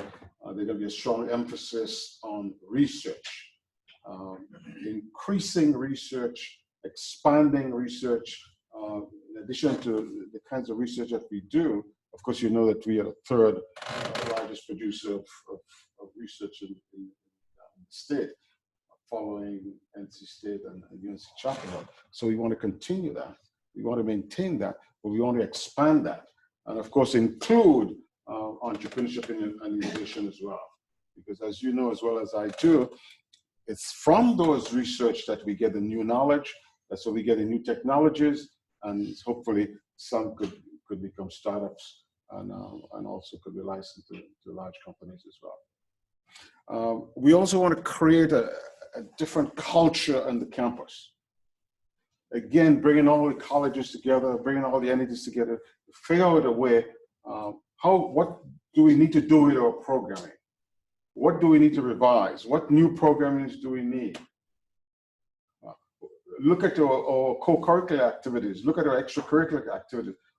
How could we change that to impact that culture so that we could be known as an entrepreneurship university? So we could be known as an as a university that produces these innovators. So trying to create a collaborative culture is going to be part of the objectives. And as I said, the new programs and also strengthening our relationship with the community. We hear from the business community all the time that ENT is a well-kept secret. And we need to be more visible. We need to be more active. We need to be a bigger contributor to the economic development in the community. And we're going to talk it through with them and among ourselves and try to figure out what are the vehicles, what are the best ways we can impact the community and be a driver, be an engine for economic development in Greensboro and the state and beyond.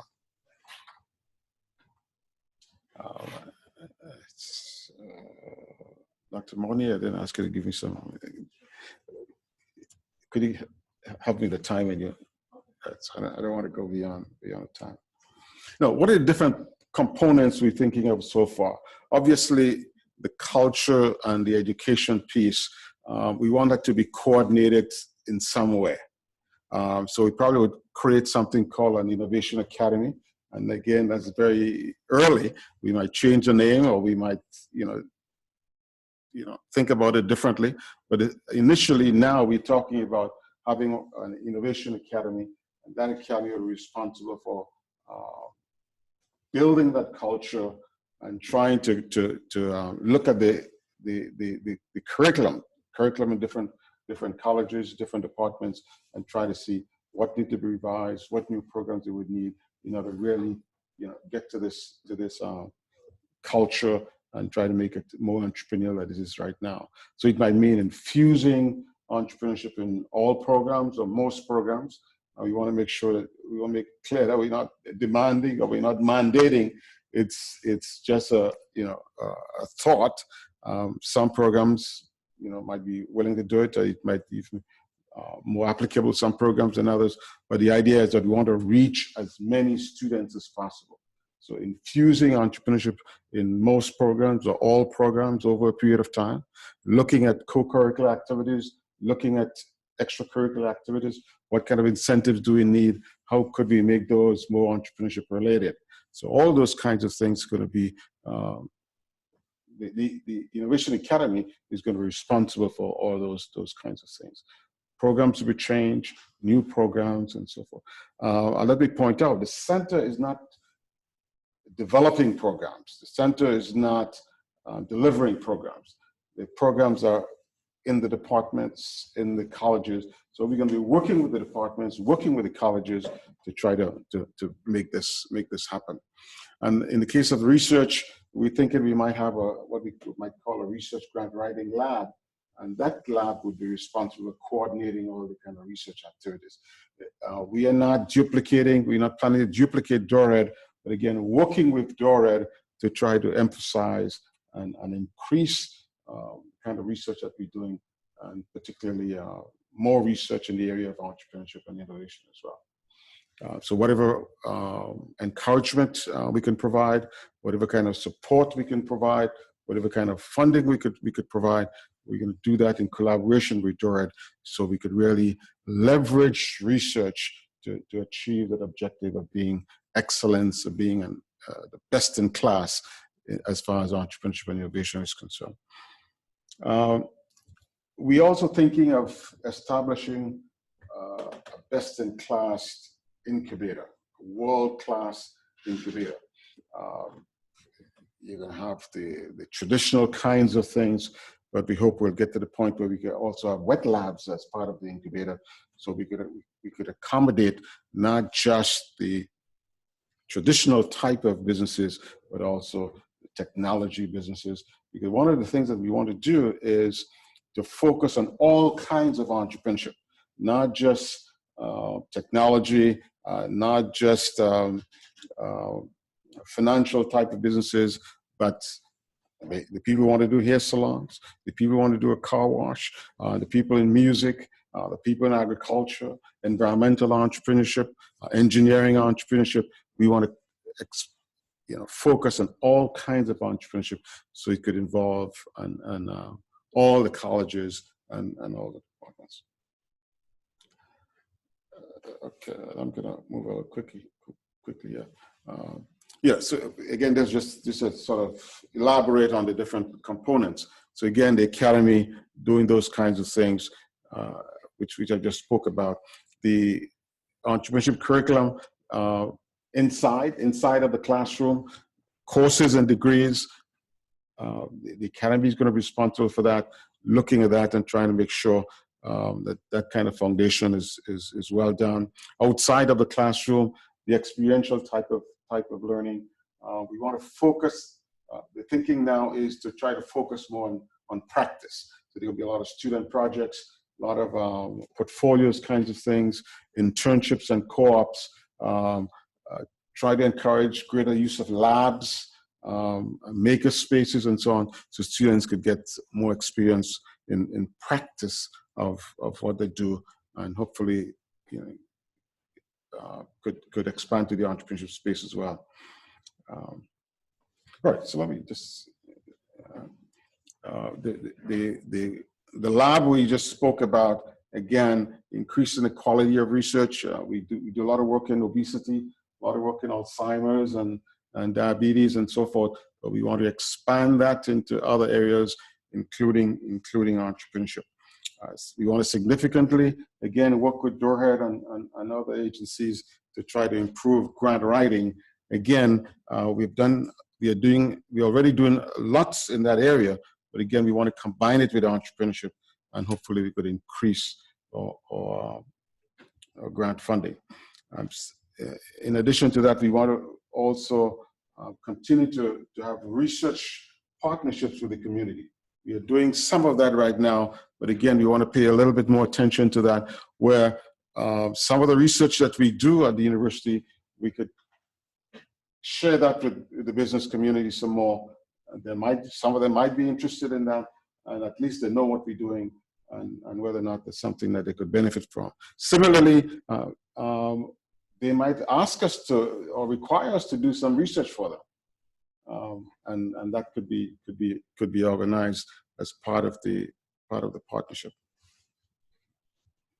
And I'm trying to go quickly because of the time here. Now, the incubator, as we said, is going to be a traditional. Part of it is going to be traditional, where you have space, you have the mentoring, you have the advisors, you have workshops, the legal piece, and so on and so forth. But we're also hoping that we also, as we build it out, we'll be able to include wet labs, so the science entrepreneurs or the engineering entrepreneurs or the technology entrepreneurs could find space in that.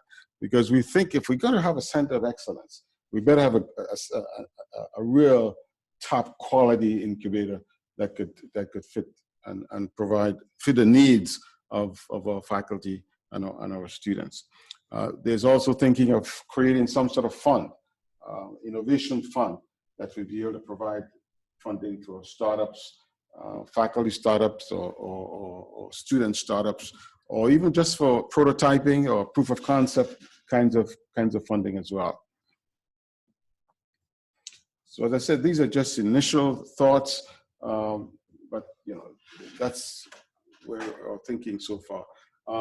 In terms of the community, we think we're probably going to have a well-organized community engagement program. Again, we're not trying to replicate what's already being done at the university, but in terms of what we're hearing from the business community, the kinds of expectations they have of the university, we think that we could collaborate with what is going on in Doorhead and try to meet those needs of our local entrepreneurs, and not only local entrepreneurs, or corporate partners as well. So as we build out that program, we think it should consist of some of those elements. Some kind of portal where the business community could have easy access to the university if they want to access resources, or as the case might be. So it could be digital. It could be both digital as well as it could be the regular face-to-face type of portal. But from time to time, they want to request something. They want to use our labs. They want to use our resources. Want to access our resources, and that's going to be like a concierge service where they could easily have that kind of communication. Research partnerships we talked about. Student projects we will emphasize in practice.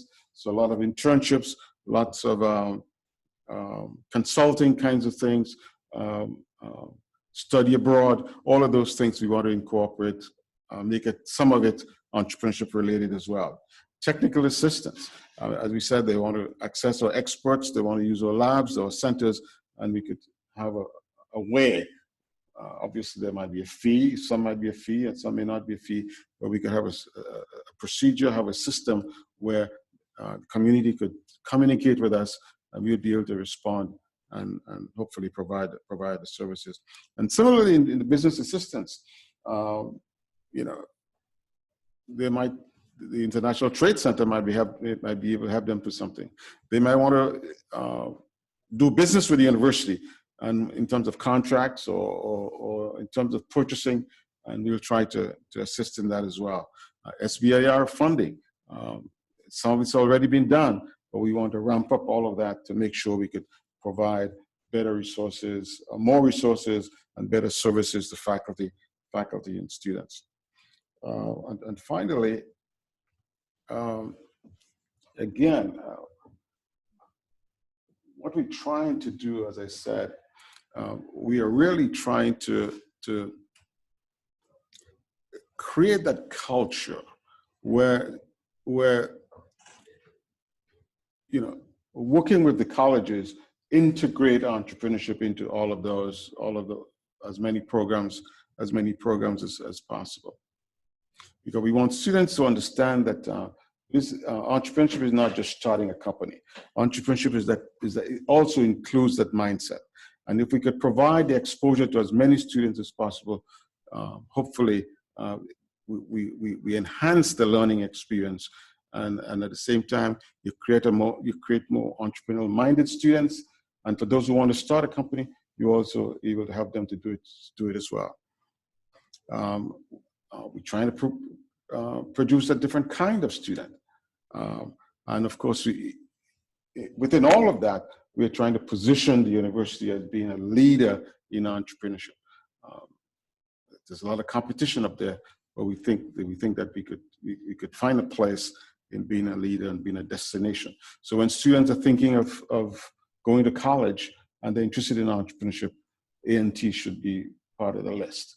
We want to make entrepreneurship a part of the brand of the A&T, and it's not a party school, but it's an entrepreneurship school, and that's what we want it to be.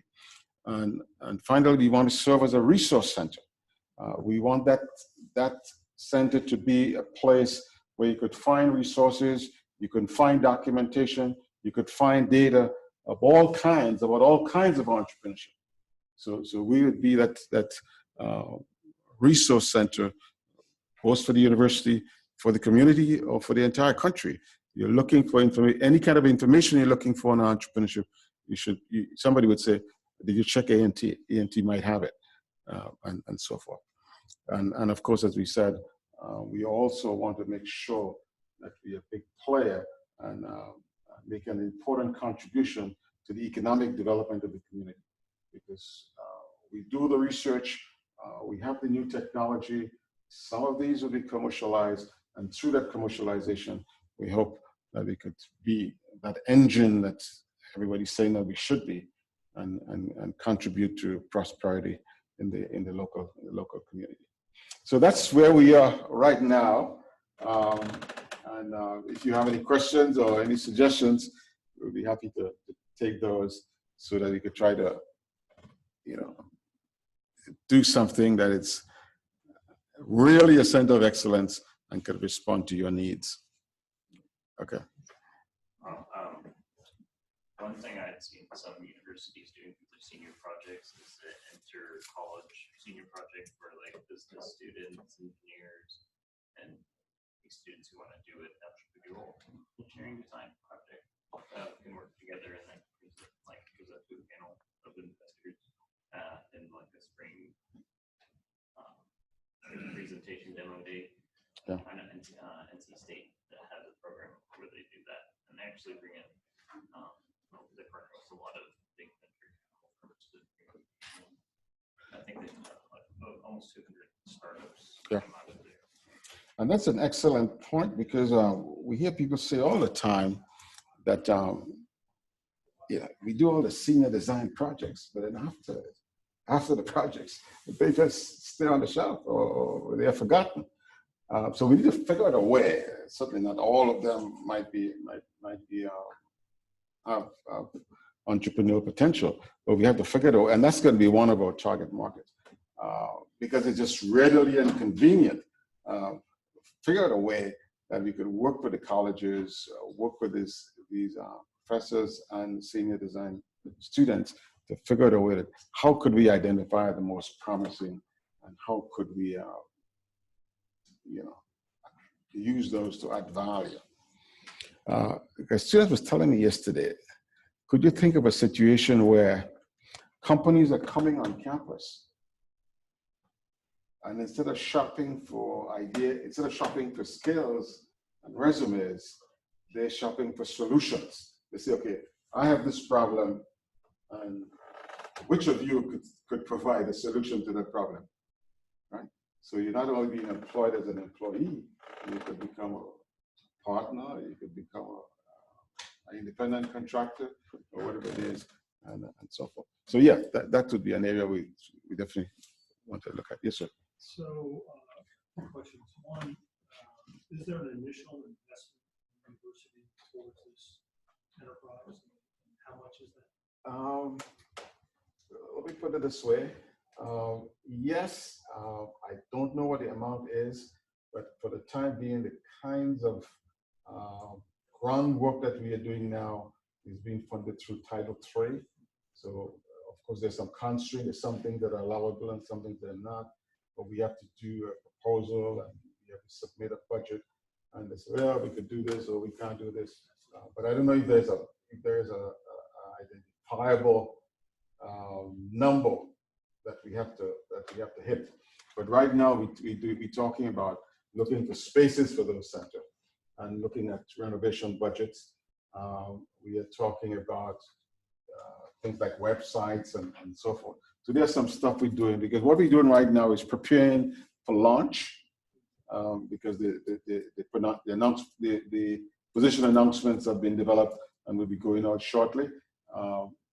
So the plan was to launch all these centers in fall, but it's not going to happen.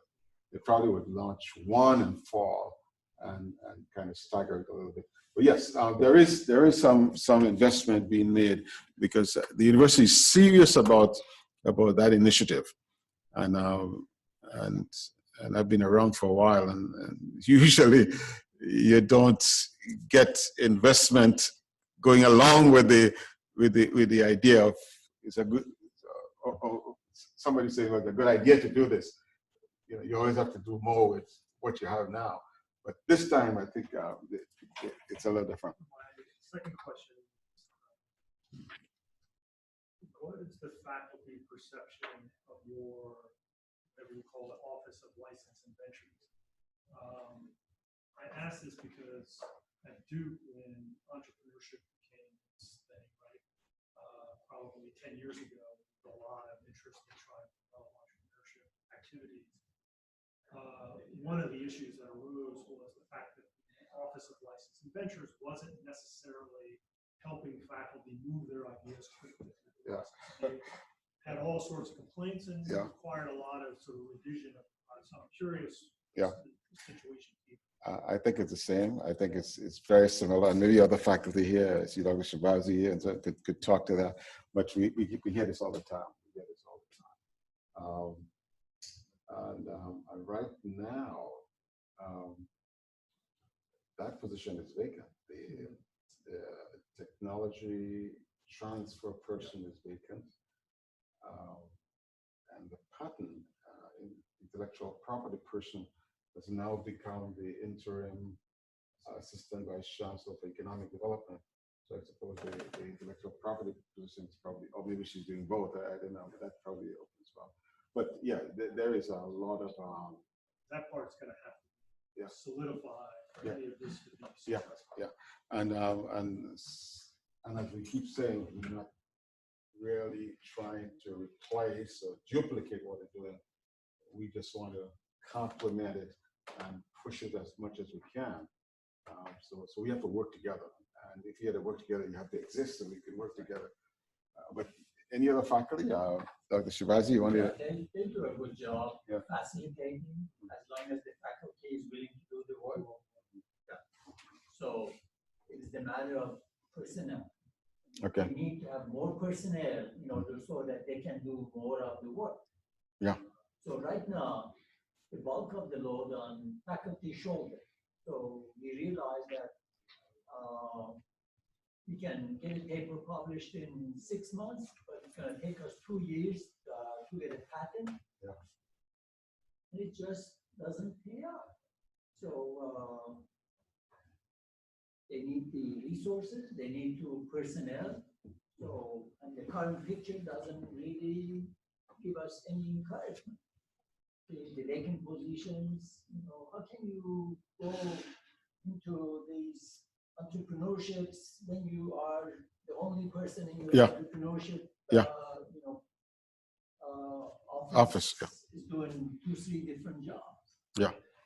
That's and also as far as the investment, if there are no investment, nothing will happen. The faculty are going to keep doing whatever they are doing. So they need to be not only investment, but also incentives for collaborations. Because up to now, we are all doing our own work. And until you can encourage some collaborations across the disciplines, across the colleges, I don't think you're going to go far. So for that, you need incentives. And that's going to be a big part of what we have to do to cultivate and create those kinds of that type of culture and that kind of partnerships and so forth. Because I continue to hear, and it's going to be the case with this new center as well, that we have to find grant funding to make it work. So although there's a little bit of money to do some of the initial stuff, but when we get to programming and so forth, what I'm hearing is, as Dr. Shabazi said, we have to create those teams and try to accelerate grant writing to get grant funding, to execute some of those programs. Yes, sir. Oh, sorry. Go ahead. Okay. No, okay. So coming from sociology, college of health and human sciences, one of the things that makes me curious about this center is a lot of our research and innovation and entrepreneurship, which can sometimes garner a decent amount of money, is not really for-profit work, not really for-profit research. So I'm curious, do you see the vision of this center incorporating nonprofit work as well? It's not really product per se. Definitely.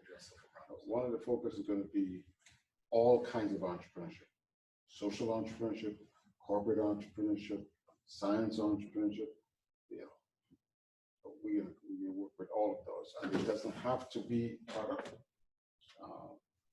That's why we use the terms innovation and entrepreneurship, because some research, some ideas, technologies may not be product. It might be the first step to something else, or it might be something that could improve a process, or it might be a new type of systems.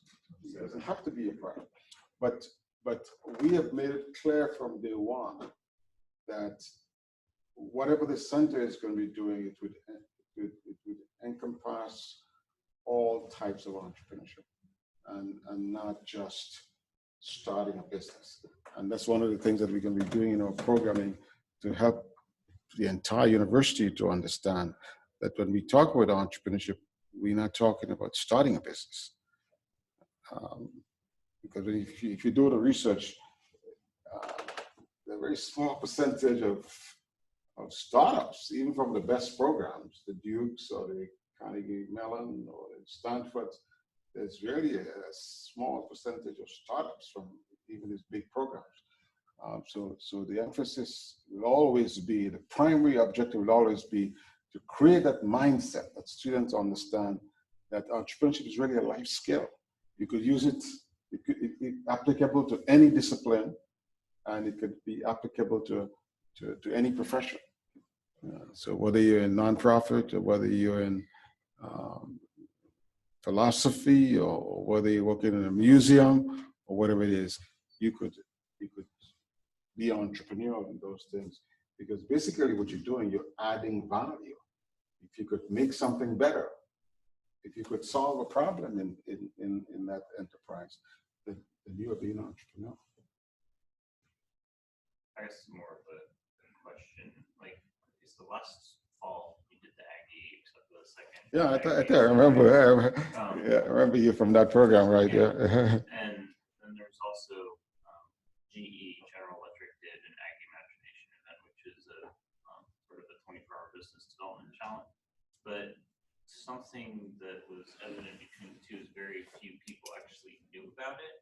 And even like, I spoke with one or two professors about the Aggie Accelerator, and they didn't know anything about it. Yeah.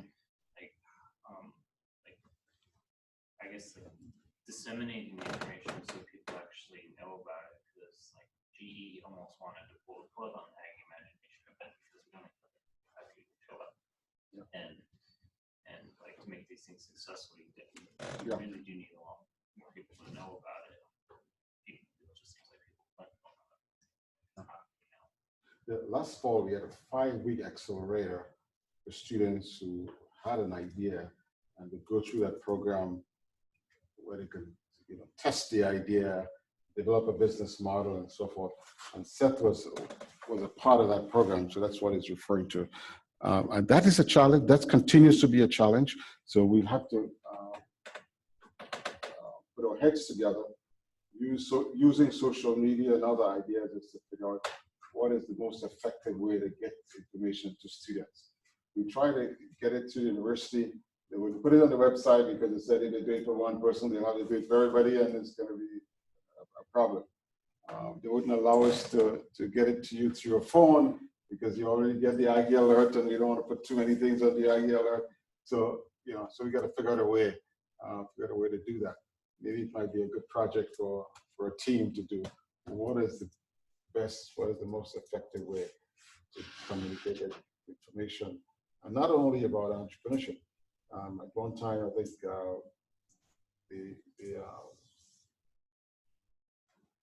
the Lyceum series, they had some people from Africa who came over, and we were putting on a show in Harrison, and there were over 10 people there, eight people there, and people saying the same thing.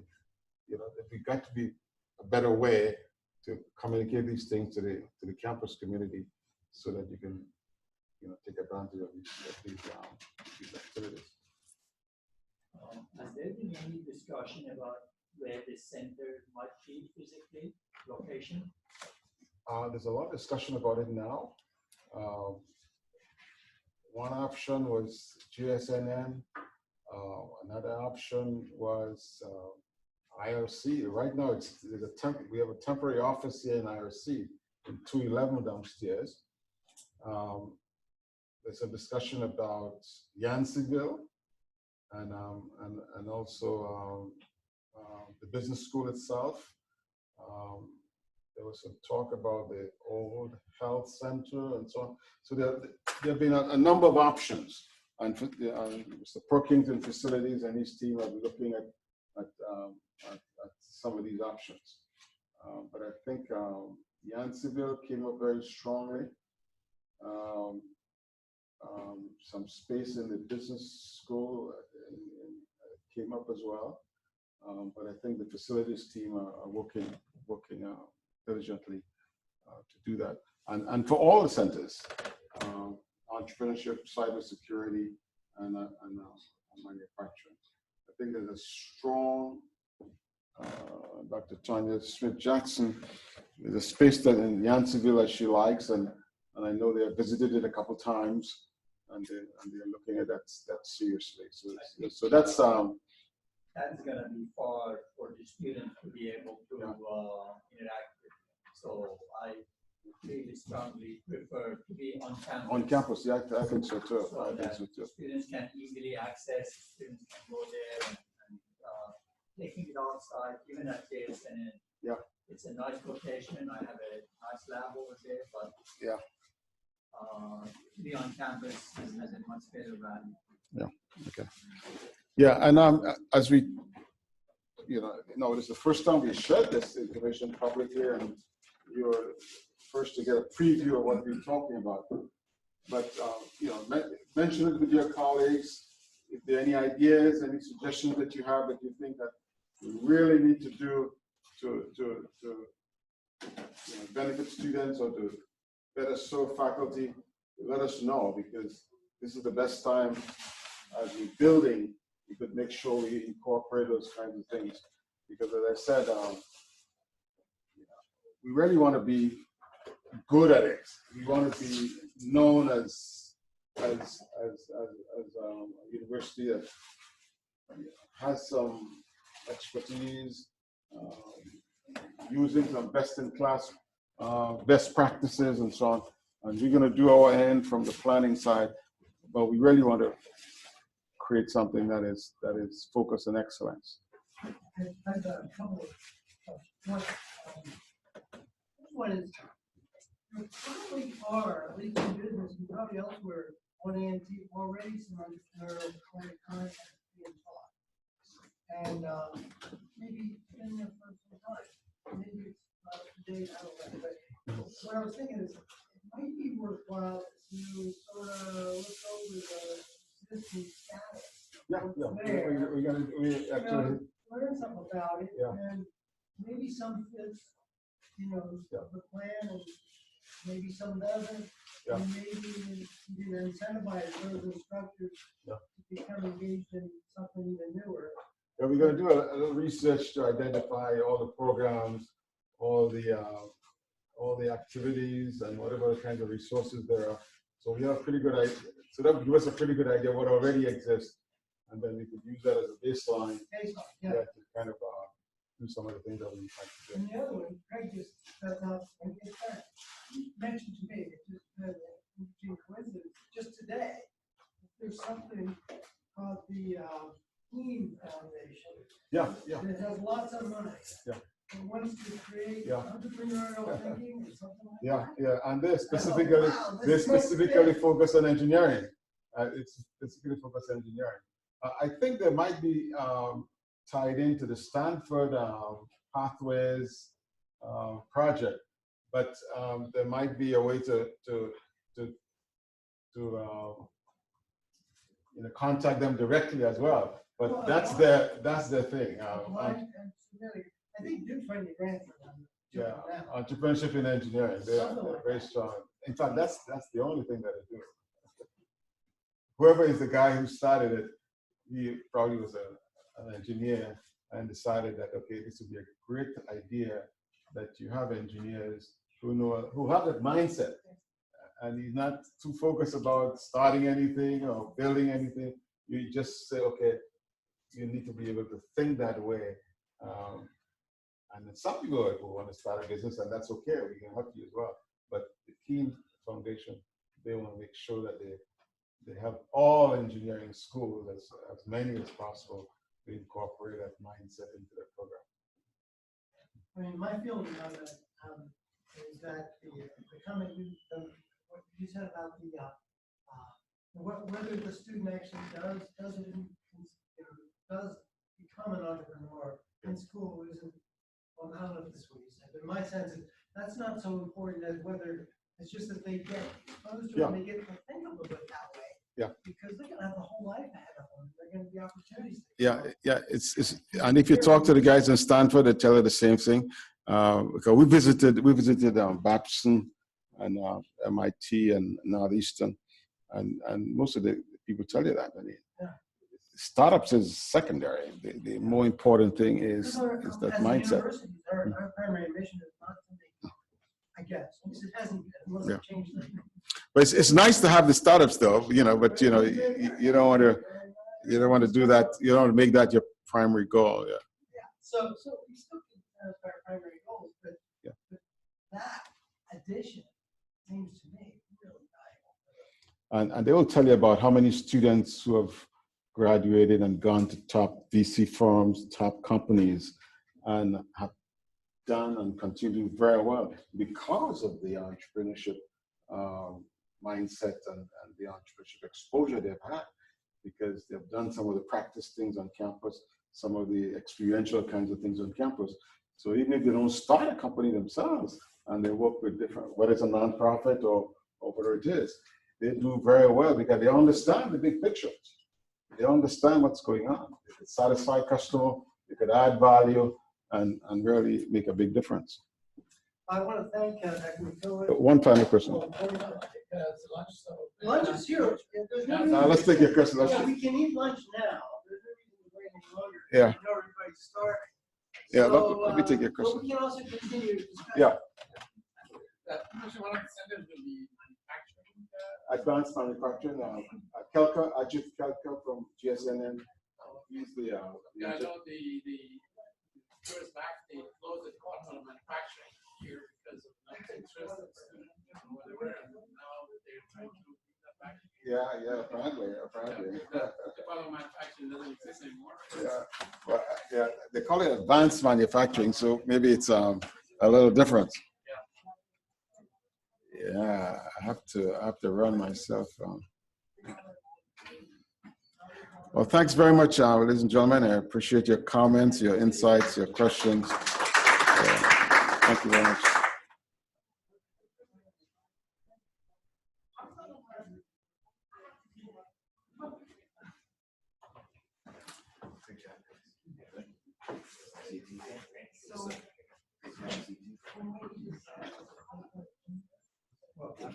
Yeah, you're very welcome. Yeah.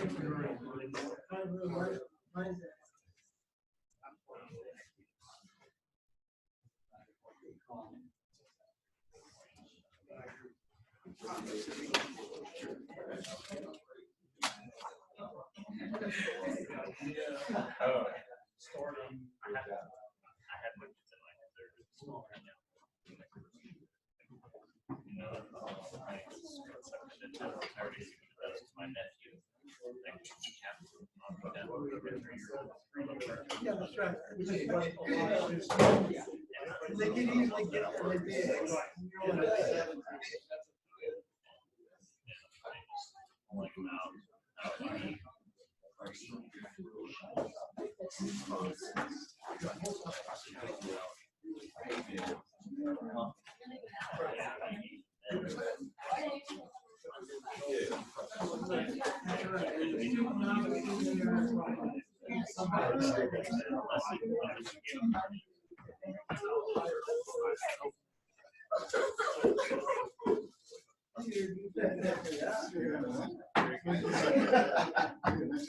So you pretty much coordinated this whole thing, huh? Great job.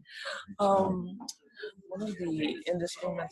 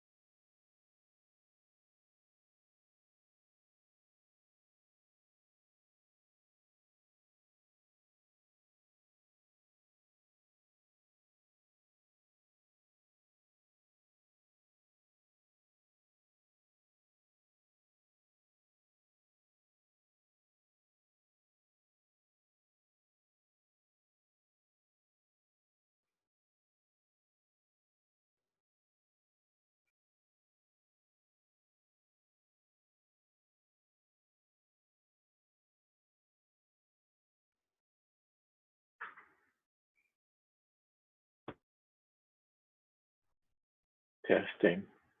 Testing. 1, 2, 3.